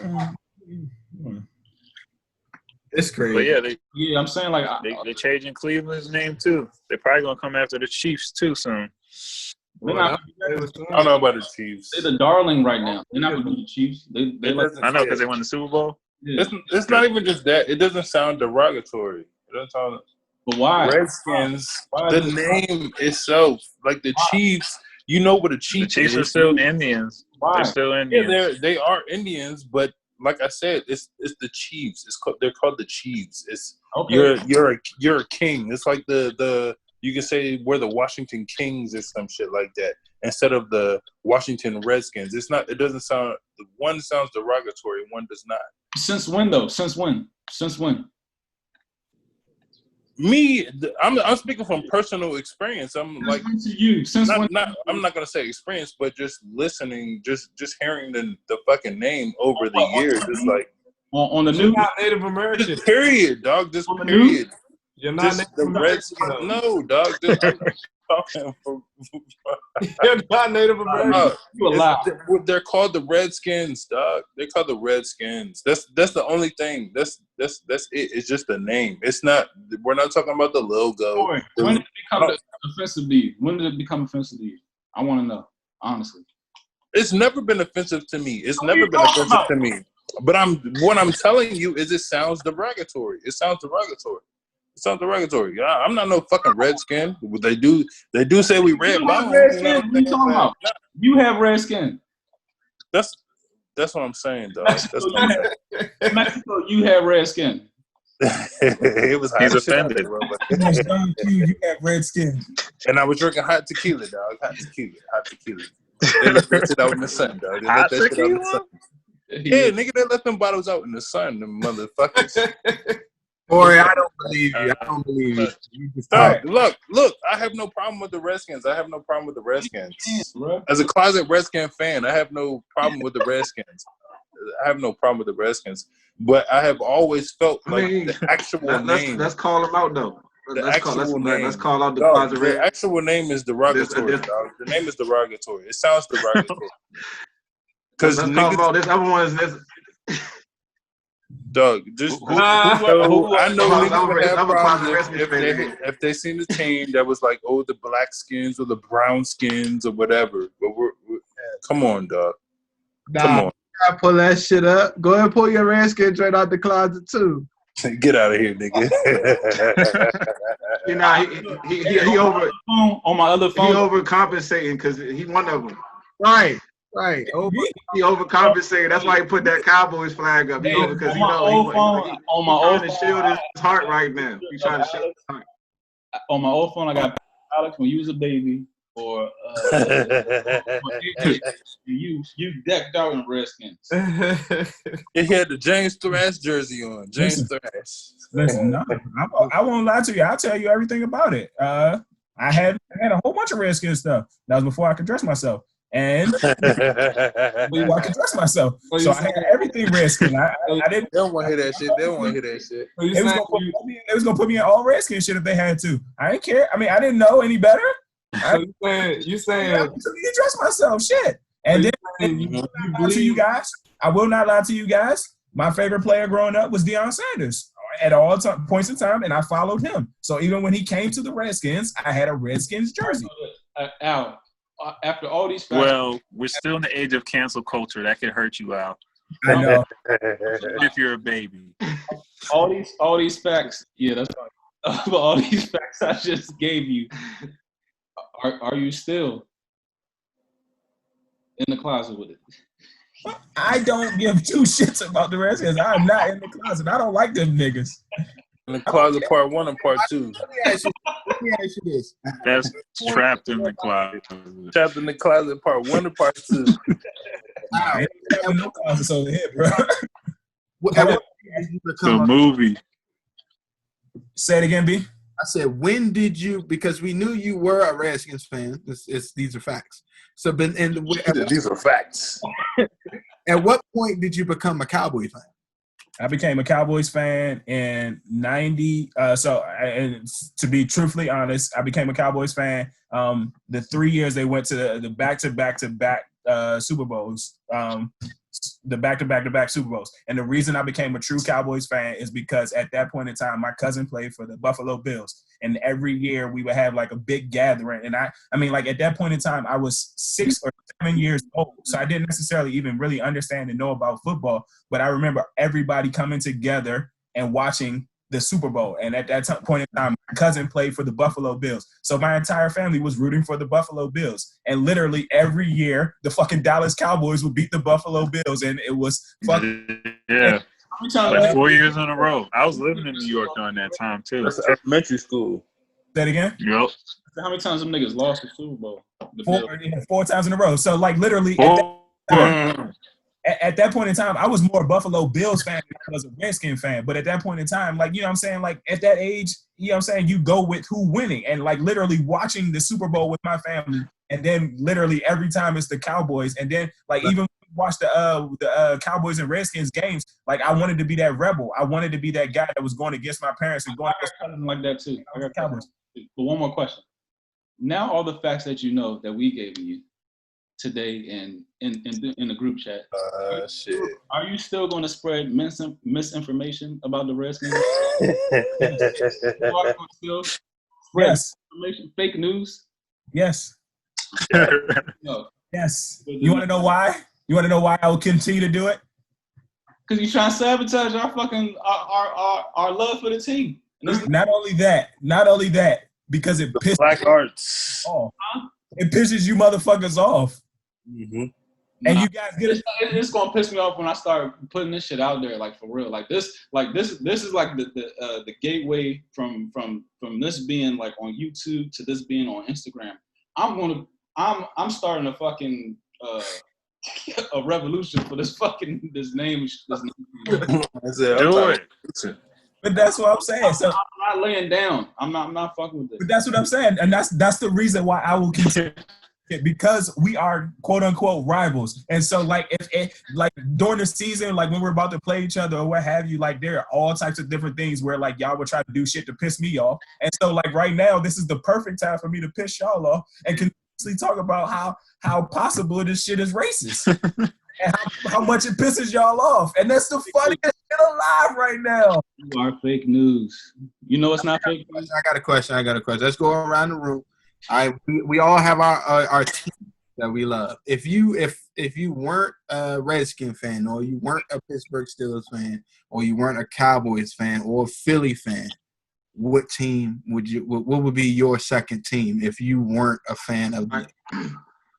You say what? Carolina. First, it's an organization I always just got respect for. I'd probably be the Steelers. To be honest with you, I like how they run their shit. Fuck with you know us. What I'm saying? Fuck like how they run their shit. And they didn't have Mike Tomlin forever. You know, they don't change.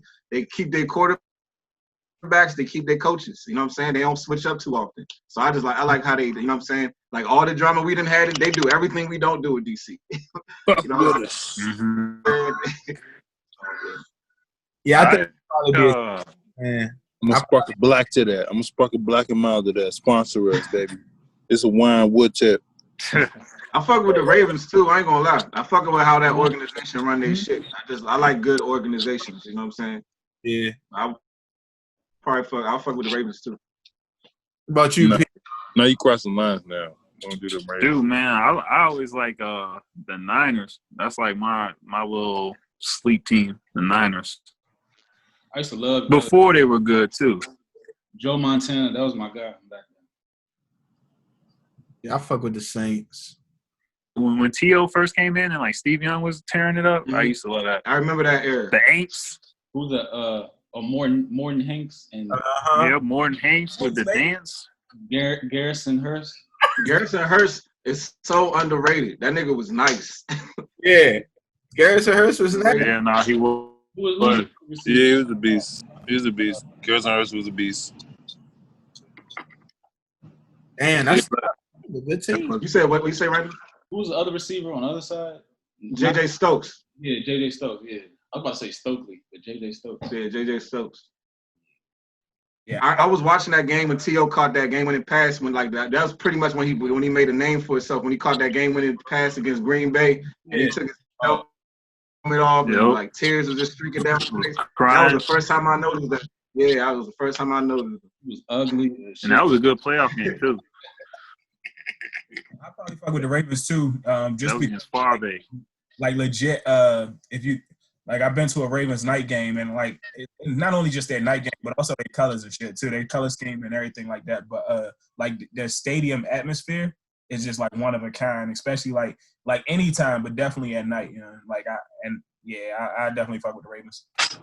And honestly, speaking of their color scheme, I like any team that got black helmets because I like black helmets with the black visor. That shit just look nasty. So I like any team that got a black helmet. Yeah, man. The black is always classic too. Like, yeah, that shit used to be Philly. When they black jerseys is just trife. I don't fuck with them. Yeah, they're using that black jersey. They got the black jersey with the white pants and the blackout. Mm-hmm. Oh man, same for me. I go with the Ravens, but I've been that way since. Like, Damn, I know with the Ravens. I know a couple Ravens fans, and we don't got no beef. So it's like, you know, they was the same team. They actually are very competitive too when it comes to playoffs and finals. So that would be my second team. Remy, please. Nigga, who would be your second team? You had to be, try to duck out of this shit. the Washington Warriors or the Washington Red Wolves, whatever we about to change our fucking name to. The Washington Reds. Yeah. You said Washington Werewolves? That would be good. Hell no. Red Wolves. Oh, Red Wolves. I know Wolves out here. Good too. There's no Eagles in Philly.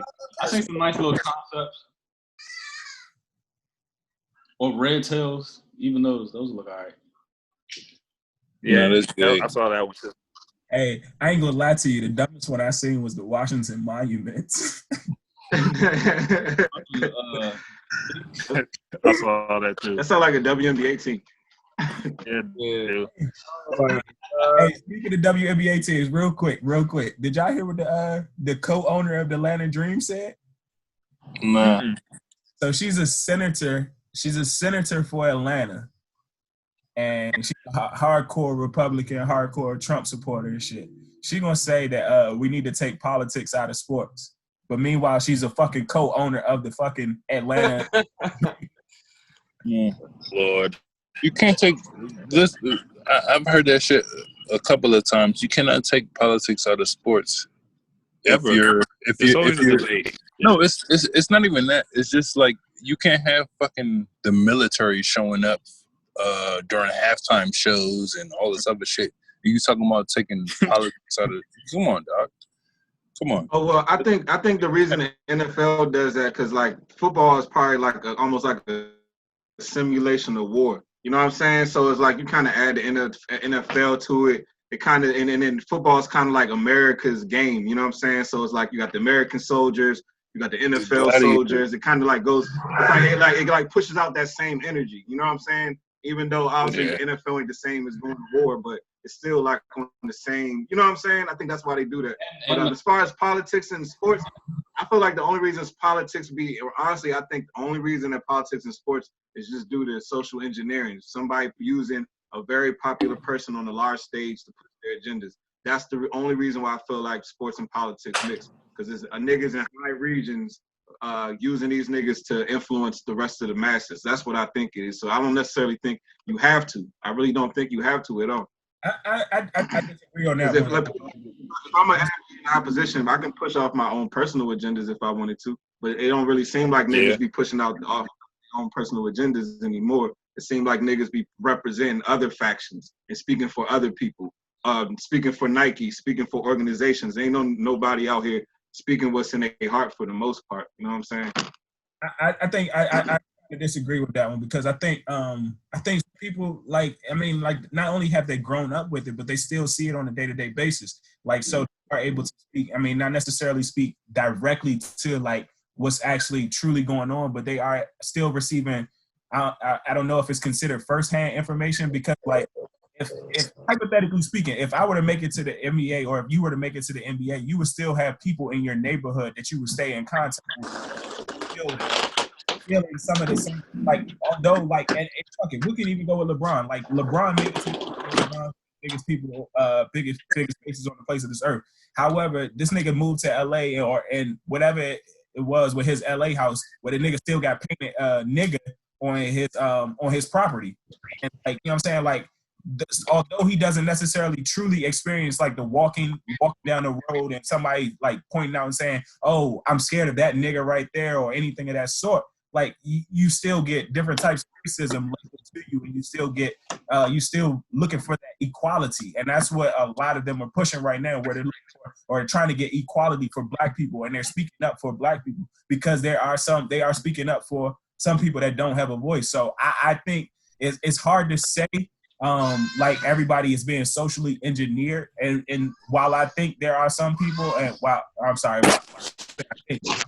we know there are some people that are being socially engineered and literally just going off the moment, I like to think and I like to believe that some people are still feeling and like to not only feeling it but going and experiencing it in a subset, whether it's through them, whether it's through people they are like truly directly affiliated with, or like cousins, sisters, aunts, uncles. Because although like I can say I'm LeBron, and I don't know if LeBron has sisters or brothers, but if my sister is going through it, my sister, I mean, like people don't know necessarily my sister, and like if she's coming back and she's telling me the day in and day out like what's going on, like I know once again that's still personal to me, but it's not necessarily directly happening to me. If that makes any sense.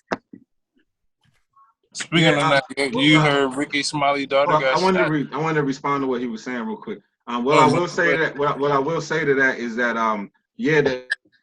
there probably are people out here, but for the most part, when you hearing people like these athletes talk now, everybody's saying the same shit. It's not like, you know, like, oh, that person has that individual thing that he went through and he's advocating for that. So-and-so has that individual thing that he's advocating for that's personal to him. Everybody coming out saying the same exact shit. Then I turn in the news and I go to the other states, they saying the same shit the NBA player. Then I go to the actress. The actress said the same thing as the NBA player, which the NFL player said, which the Major League Baseball player said. Like, that's what's going on. It's not like niggas are saying their own personal shit. Everybody on the same script. You know what I'm saying? Like that's not, doesn't come across like it's coming from a personal place. Because even a lot of times, not everybody, but everybody ain't from the same place. Like, everybody got different experiences. You know what I'm saying? So it's kind of crazy how everybody in high positions are advocating for the same shit. But at the same time, like, although everybody's come from different places, the same shit could be happening in different places. Like, we see we see what happens on TV, or we see what happens, but there are plenty of other times and plenty of other cases where it's the same exact thing happening in a different area. It's the same exact thing happening in a different part of the world or part of the country where the same thing could be happening. Like, I mean, like, I guess who's to say? Like, no, I'm not denying what you're saying. What I mean is that when it's like niggas get signaled to talk about the same shit. It wasn't like everybody been talking about the same shit for 15 to 20 years. It was like niggas wasn't talking about this, then boom, now everybody talking about this. If this shit was already an issue, has been going on, these people would have been advocating for these things. They didn't start doing it till everybody else started doing it. That's what I'm saying. That's what I mean.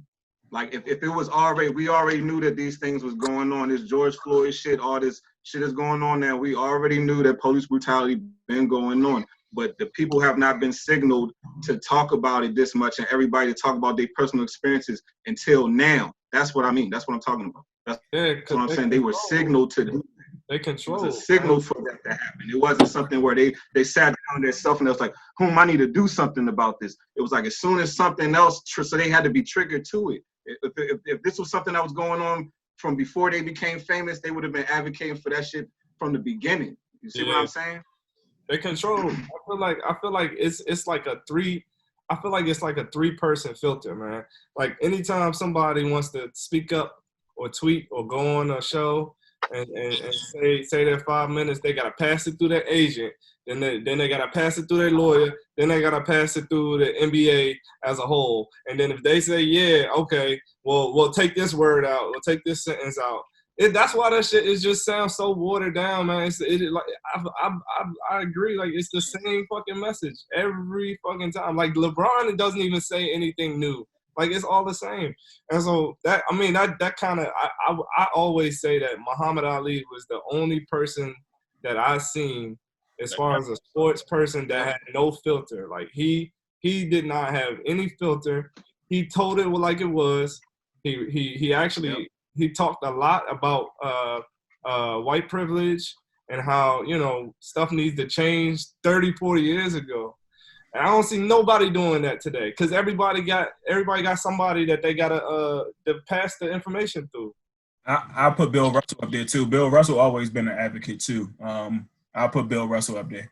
And the thing I'll say about Muhammad Ali that's separate from a lot of these guys these days, that Muhammad Ali would go on the biggest show on TV and speak his mind. He would go answer the tough questions. You know what I'm saying? You don't be seeing LeBron do that. You ain't never seen Kaepernick on TV sitting down with somebody and answering the tough questions. Like, the same niggas that we be trying to put in that same breath as Muhammad Ali, ain't none of these niggas doing that shit. These guys are gestureverse. So I wouldn't put anybody in the same boat, but I do want to push back on Kaepernick because Kaepernick did that same shit. Like, even when it first happened, when Kaepernick was doing when Kaepernick was kneeling, like, legit, and like they was asking him questions and shit. It wasn't like he was dodging the questions or anything. That nigga was giving articulate ass answers. And like right now, Kaepernick, I know he's like in his own little world where he's not necessarily answering all the questions or he's not doing everything. But like when it first happened and like they was asking him, like, why are you kneeling? Why are you wearing the pigs on your sock? Why are you in Miami things like that. Like he was legit answering all the questions and like he was giving fucking good ass answers. And it wasn't like no Muhammad Ali, like you know what I'm saying, going back and forth. And then one thing about Muhammad Ali was the craziest part is like he was like best friends with he would be like best friends with like some of the reporters and shit that he was doing the interviews with. And so like although his personality. I promise you, I'm not trying to take anything away from the greatest of all time, but like he legit had relationships with them. So like even the same way he was like able to talk to them and like going back and forth with them in conversations, he was actually best friends, or not maybe not best friends, but he was close friends with the motherfuckers. And so they understood like what he was trying to push across. And like even when he was pushing and making it seem like, I mean, not making it, he was making it about their white power and white privilege that they were using and utilizing and how like they were oppressing black people. He was also good with them. So he was able to have that conversation off camera as well. So, I mean, it didn't necessarily, although it hit hard on camera, like he was able to navigate that situation and navigate those scenarios where off camera he was able to have those conversations where he was going to be like, all right, well, I believe, and I don't know this for a fact, but I believe he was like, all right, well, when we get on camera, just to let you know, I'm going to fight for my black people. So you know what that says to me? That just says that he's intelligent as hell. Because you know, some people will go on and before you even get 3 sentences out, they're like, nah, this is too much. And so if you're already preparing them, you know, saying, hey, this is what we're gonna talk about, blah, blah, blah, blah, take you out to dinner and fucking smooth it over, and then you like, all right, say whatever the hell you want. I'm good now. That's just smart. That's smart. Yeah, I agree. And what I will say, even to Cameron, I think what you're referring to, even at the beginning, that was before the whole movement became what it was. That's before that shit became like that was before we even started looking at him in the light that he was. He was just a nigga in the moment, how he felt. But now this shit has skyrocketed into a whole new monster. You know what I'm saying? This shit has skyrocketed into history. And when this shit has become history, he ain't nowhere to be seen. You know what I'm saying? Except for sending out messages on social media. He came out through football around one time and told the commissioner, you know what I'm saying, I ain't playing no games or whatever. And then, we ain't see him again. We saw that Nike commercial. Can't forget about that one. And then we ain't see him again. You know what I'm saying? Like, that's what I'm talking about. Like, back when he was saying that shit, I feel like he was being real. He's being authentic. But I know that nigga was not prepared to be put on the pedestal he on now. And I think that's the reason why you don't really hear him say much. You know what I'm saying? At the same time, and the same way, I think we talked about it last week. The same time we talked about it last week. He got the team now too. Yeah, but we don't know. He also has that clause within it, and I mean, he also has that lawsuit going on with the NFL where he can't say too much. He can't. Yeah, they paid him to go away. I'm sorry, I'm assuming. Yeah, I agree with that. I think they did pay him, and they put the NBA in that joint. You don't think that's the part of the problem? Like, if you're standing for a righteous cause, how can you get paid off? That don't even make sense to me. But that's what I'm saying. Like, we don't know what's in the clause. We don't know necessarily. Like, I mean, like it could be like where you don't talk about it for 2 years. Right? Well, you don't talk about it for 2. You don't talk about what's going on for 2 years. And that's kind of. My boy took money. He took money. No. But look. But he's also in the process right now of having a docuseries or documentary with not ESPN, with Netflix or Disney. And then he also has the Know Your Rights campaign. And then last week, as we talked about it, like some people really don't. Although he stood strong and stood firm back when it happened, like some people really aren't necessarily about the talking. Like even as I'll go back way back when, like our Monk is a fucking NFL Hall of Famer, but he wasn't about talking to the media. And like, so that might not necessarily be what he was truly about.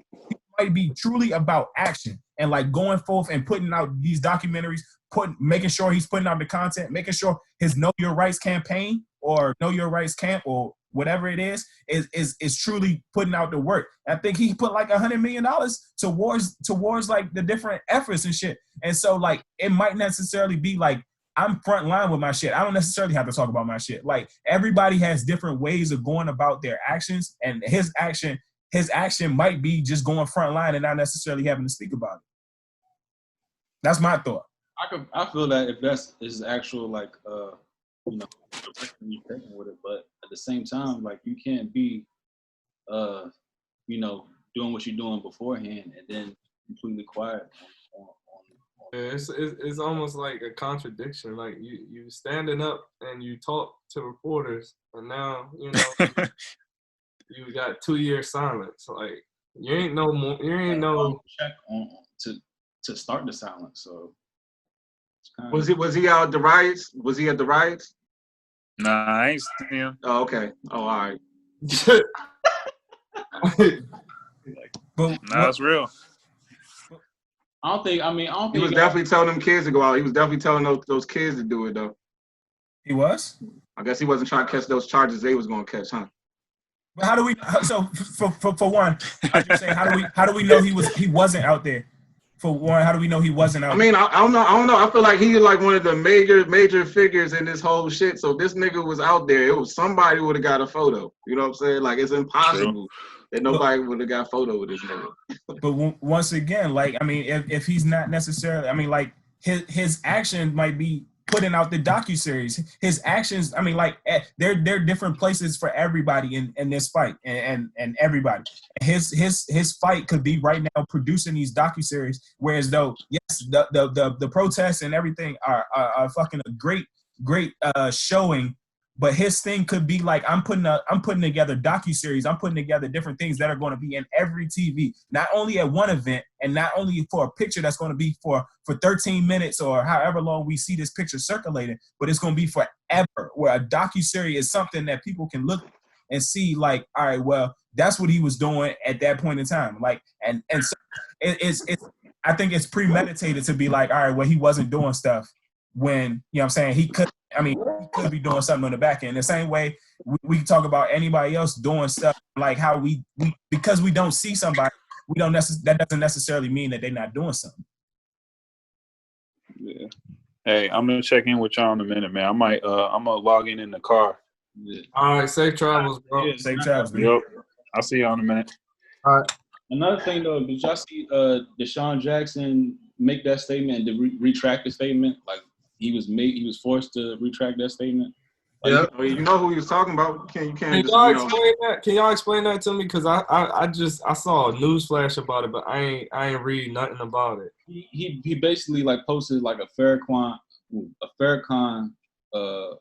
quote that was quoting a Hitler quote, saying that attributed to Hitler. It wasn't really attributed. I mean, he was saying what Hitler said, but Hitler made a point to say that black people in America are the real, lost people of Israel. Mm. When they find out, that's where it's going to be problems. Hitler said that shit. Mm. But why can't that just be like a history lesson? Why he got to retract his statements? Because he had to retract that? Yeah, apologize and all that. He literally had to apologize. Like that doesn't go against the slave narrative. That goes against the slave narrative. You know what I'm saying? Like of us being from Africa. Remember, like the Israelites wasn't from Africa. You know what I'm saying? So it's like that goes against that. So they don't want us to start thinking that way. Wow. But they just talking up because Hitler said it. Because Hitler. Yeah. But I think Deshaun didn't say it. Hitler said this shit. But even if Hitler said it, I mean, the Hitler can be the most evil nigga that ever existed. That don't mean that nigga can't make sense every now and then. You know what I'm saying? It's like people will be like, I don't like him, so he's wrong. It's like, nah, everybody can be fucking right. Just because I don't like you don't mean you can't make sense. That shit. Still quote Thomas Jefferson, George Washington, all that shit, and they were slave owners. So like, what's the difference? Because he's talking about Jews. That's why. Exactly. The owner is a Jew. His coach is a Jew. I mean. That's not the narrative that he. That's not the narrative at all. If you saying something, you should stand by that shit. I'm not feeling all that. I feel acting and shit. I don't like. Who owns the so-called plantation? These plantations at the end of the day, you know what I'm saying? Like, He was fucking who owns these plantations? They're not gonna let you speak about what goes on in their communities. You know what I'm saying? They owned it. Like, nigga, you go on TV because of me. You think I'm gonna let you just say what you want to say? Like, come on. And he wasn't even on TV. He was saying that shit on social media. Well, he's looked at as property. You know what I'm saying? At the end of the day, like, nigga, you wouldn't be afforded the opportunity to be on television and show your talents as if it wasn't for me. That's how they look at shit. Shit. All right. So I'm gonna segue just a little bit. Stay with me. Now we talking about basically like a little bit canceling culture and canceling people. And I know like we talked about Dave Chappelle earlier, and he had the race draft where he was trading people off and shit. So in the current times, like right now, is there anybody like within the Black community that if we had the opportunity, of course we talk about hypothetical speakings and shit, is there anybody in the Black community or what have you that speaks for the quote unquote speaks for the Black community that you would trade off or trade for the Black community? I'm trading off all these loudmouth ass niggas that's not really, that's counterproductive. Like Stephen A. Smith, I'm trading him. I'm trading Millhead. That's what I was gonna say. Stephen A. bitch ass. Oh, Stephen A. It don't make no fucking sense. They just because they louder and I don't know, got the platform. They feel like they can say whatever, and people just pretty much. You trying to get us blackballed? I'm Michael Wilbon. Oh, fuck Michael Wilbon. They should have Michael Wilbon. Fuck Michael Wilbon from back then. Since 2007. Fuck Michael. He wishy-washy like shit too. He said one quote, and that he canceled himself for me. We talking about Sean Taylor deserved what was coming for him because who he was as a person. A father, a Black man protecting his family. He deserved what he deserved. Yeah. He was out of pocket on that joint. Bitch ass nigga. Yeah. I see him on site. Michael Wilbon. But what, like, oh yeah, well, who? I don't know. I'm trying to think of somebody. Who you got, Corey? Shit. Honestly, I really don't have nobody, man. I really don't. I mean, it's easily I can say the girl Candace, but you know what I'm saying? It's no trade. She already done chose her side anyway. You know what I'm saying? The people that I'm thinking about have already chose their side, so it's no point in saying that, oh yeah, we're gonna trade these motherfuckers. You know what I'm saying?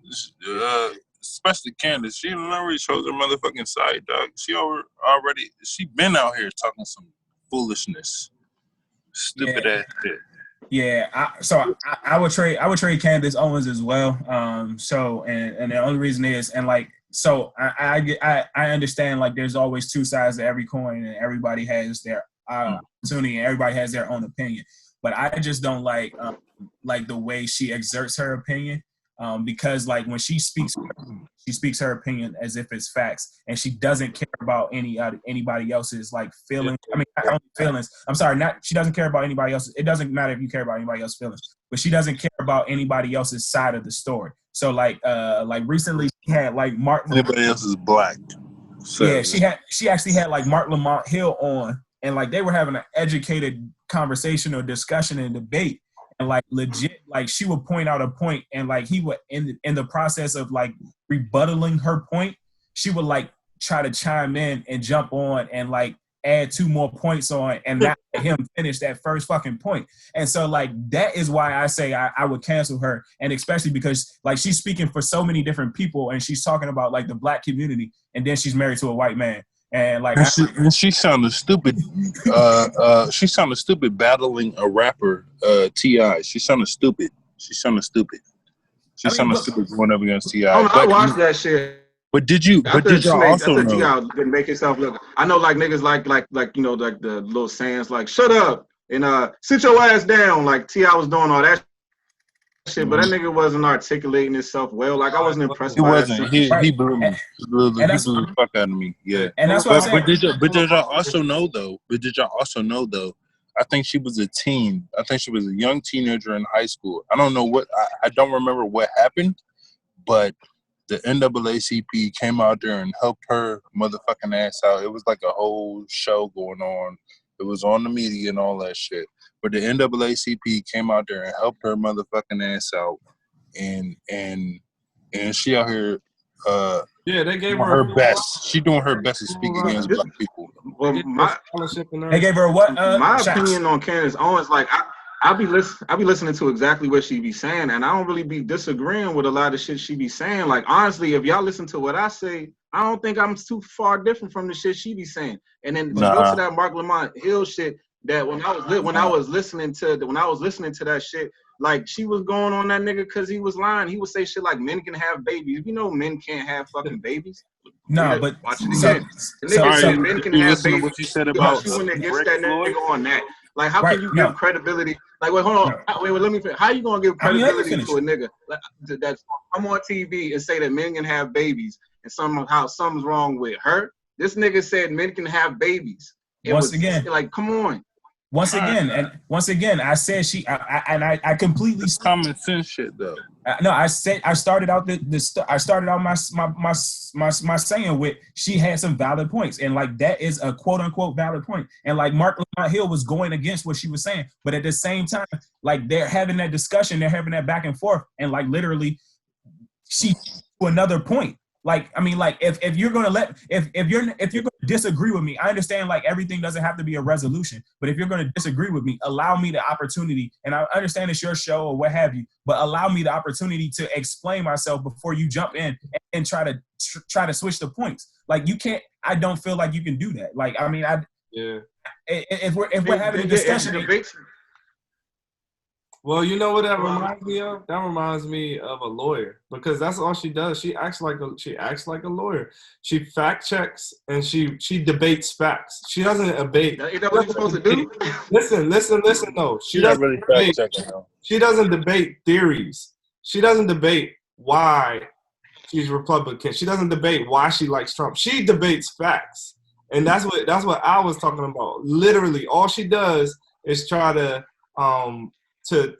put everything you say in your statements and your facts. She don't have truths though. But it's not. She's not debating the right thing. And so if you look at the one where Killer Mike was talking back and forth with her, she didn't really have a rebuttal for him. It was always exactly because this nigga knows what he's talking about. This is what I'm saying. And if you also remember that same joint when she was getting booed and niggas was cussing out the crowd. Killer Mike, who defended her, said, "Oh, she said the same shit that Louis Farrakhan be saying."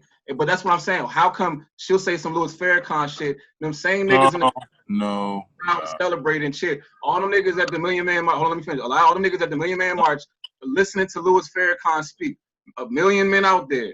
Candace Owens say the same shit and get booed for it. So when I seen that, I realized that people, when they don't like you, it don't matter what you say. Because when I listen to her, I don't see what's different. Oh, that's bullshit, dog. Because she pushing bullshit points. I don't be seeing that shit. I don't see it. But that's smart, and she's a smart person. And I feel like the whole premise is to use what Farrakhan, what other black speakers say, and then twist it.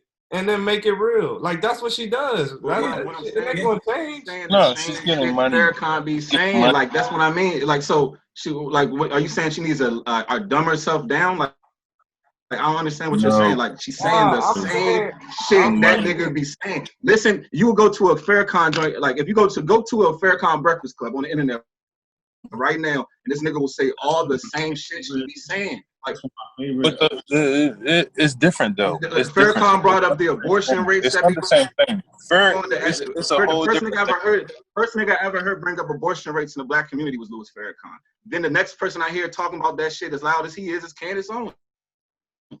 But like I said, that's before her standing. But listen, how about just why don't you try to listen? I will listen to Farrakhan. I will listen. Bro, that's why. But how we listen to the same shit. I'm just saying, like, I be confused. Understand Farrakhan. Understand Farrakhan is out here trying to make sure that black people are doing better. We're talking about somebody who's totally different. She's out here getting a fucking $1. That's it. She's out here getting a fucking $1. They may have the same fucking points at the end of the day, but she's definitely saying, oh yeah, black people need to do this, black people need to do that. She's not saying nothing about no white folks or none of that other shit. She's out here trying to get $1. I don't like talking about white people either, to be honest with you. Fuck them niggas. Exactly, because they don't cancel your ass. I like to focus on black people because the only people who can save themselves as black people. When you externalize your power, you give that shit away. You can only do that shit from the inside in. Talking about the white man is a waste of time. But you also have to remember that Farrakhan, in the same sense, will say that the Jewish man is our brother. You know what I'm saying? He, at the same sense, he would say the Jewish man. And they be demonizing the shit out of Farrakhan, dog. And that's probably like one of the most smartest motherfuckers, most intellectual shit that you will ever listen to, dog. The Candace Owens or whatever the fuck her name is, dog. She is out here trying to get a fucking dollar. That's it. That is it, dog. I swear to God. So, that is it. Once again, like I said, like I think Candace Owens, and once again, I know she has some valid points, and even like at that I'll call it the Revolt TV symposium where it was Candace Owens, Killer Mike, T.I., and everything like that. I didn't like how they portrayed her because I liked it. No, because even still so because they knew what time it was. They knew what time it was. But she because what T.I. did was, T.I. I don't know where Candace Owens is from, but T.I. played to the crowd, and T.I. played to that ignorant. Yeah. He played to that ignorant shit. Did. Although Candace Owens, like I said, like Candace Owens was trying to put out valid facts and shit, T.I. played to that ignorant shit where he was talking, where he was going like, I don't remember exactly what he said, but you know what I'm saying, like degrading her. And like I said, she has some good valid points, but at the same time, but in the same sense though, I don't mean to cut you off, but I have to cut you off. But in the same sense, dog, she's gonna play to that black on black crime shit, which is fucking bullshit. It's fucking bullshit. But it's not though. So I don't hear nobody. 2000s of niggas that fuck all them niggas is dying, right? Is anybody talking about white on white crime? It don't matter. What are the numbers, bro? Because I don't give a fuck about them niggas because they ain't in my community. I only give a fuck about the people that's in my community. Fuck what's going on outside of what black people deal with. Yeah, that's what you're saying. That's what you're saying. Was that the only black people can save black people? That's the only way it's gonna happen. Do you want an outside entity to save you? Was that her message? Do you yes need or the no? white kid to jump out in front and save you? Fuck them. Was that her message? We're powerful enough to handle our own shit. I agree with you 100%, but was that her message? No. Her message was to demonize black people, that we're fucked up. We need to, our own community is fucked up. We need to do something about that. We don't need to what do you call it? White supremacy is bullshit. There's no such thing as racism. That's her. I've said that before. You've heard me say that before. You've heard me say that before. That's bullshit. Hey, y'all want to put me up on the trading block? Get ready. Y'all want to put me up on the trading block? Like just let me know, cause I'm gonna be real with who I am. So hey, put me up on the trading block then, cause I feel like I'm for black people, but I guess niggas just don't understand. Yeah, but see, no. So that's my question though. So once again, that's the thing. I consistently say, like, there are always there are always opinions, and there are always two different ways to go about a solution. And so, like, me and Marcus, hypothetically speaking, we might be agreeing on the same point right now, but we might not be. But if we don't agree on the same thing, that's fucking cool. But at the same time, if we're having a fucking legitimate discussion right now, don't cut me off and don't allow me to get to my point. If I'm going to sit back and let you talk and get to your point, and Marcus, you're not doing this. I don't want to say it like that right now, but Marcus, you're not doing this. But if we're having a legitimate discussion where we're trying to understand the best of both people. Like, I'm trying to understand your side and you're trying to understand my side. Don't cut me off in the middle, and I won't cut you off in the middle of trying to understand your side. And that's my whole thing with her. Like, if you're going to have somebody on your show and you're trying to get their perspective, don't cut them off in the middle of they fucking shit while they talking to you and trying to give you facts or give you their point of view and then push it off like, nah. No, motherfucker, allow me to get my shit across so then we can discuss it. But if you're not going to allow me to get my shit across, then we can't have a fucking discussion and we can't have a conversation. Because if, regardless of what I'm trying to say, you're not trying to hear that shit. And that's why I say, like, that's why I would cancel her ass. Or not even cancel her. That's why I would trade her. Not only because she's fucking married to a white man and she's speaking about all the black issues and different things that are going on in the black community and how the black community is failing, but she's married to a white man. Are we succeeding? Are we succeeding? let me ask y'all: have y'all seen that Hidden Colors joint? Any of them? Jane watched none of them joints. I seen like half of the first joint. Half of the first joint. Yeah. Doug, I would expect you, Marcus. I would expect you. Bro, trust me. I didn't. I mean, I didn't get into it, but I trust me. I've done a lot of research prior to that shit. You know what I'm saying? So you was off the. I already knew this shit, basically. I mean, nigga, I won the Black History contest every year in middle school. Well, that's dope. Like, nigga, I've been on this shit early. Like, my dad gave me a book called.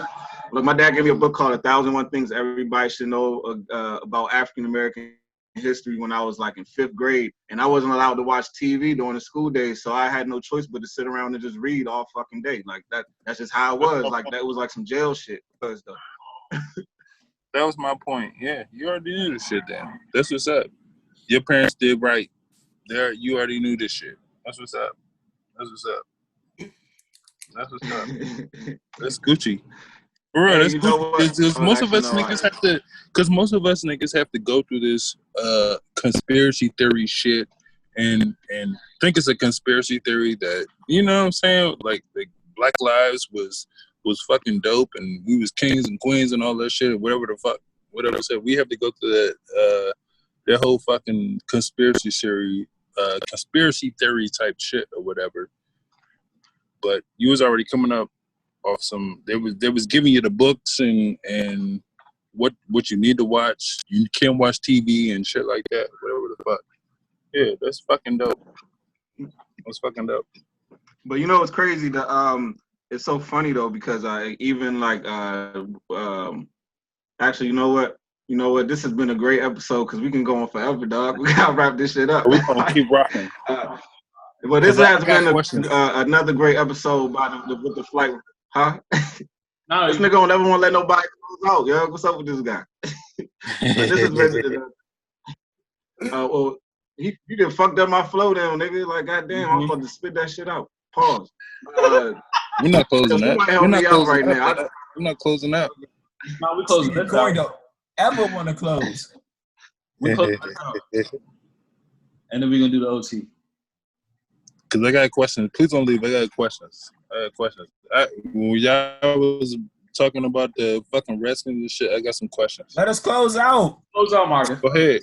Do what y'all gotta do. Do what y'all gotta do. Well, thank y'all for watching us. You know what I'm saying? Another great episode of the Flight Room, episode 13. I hope y'all, like what y'all saw. Everything all the discussions, the separations of ideas, but that's always needed. That's what's gonna make us better. You know what I'm saying? Make everybody watching better. That's what we're here for. So peace, love to everybody. Make sure y'all like, subscribe, follow, and peace. Peace to everybody.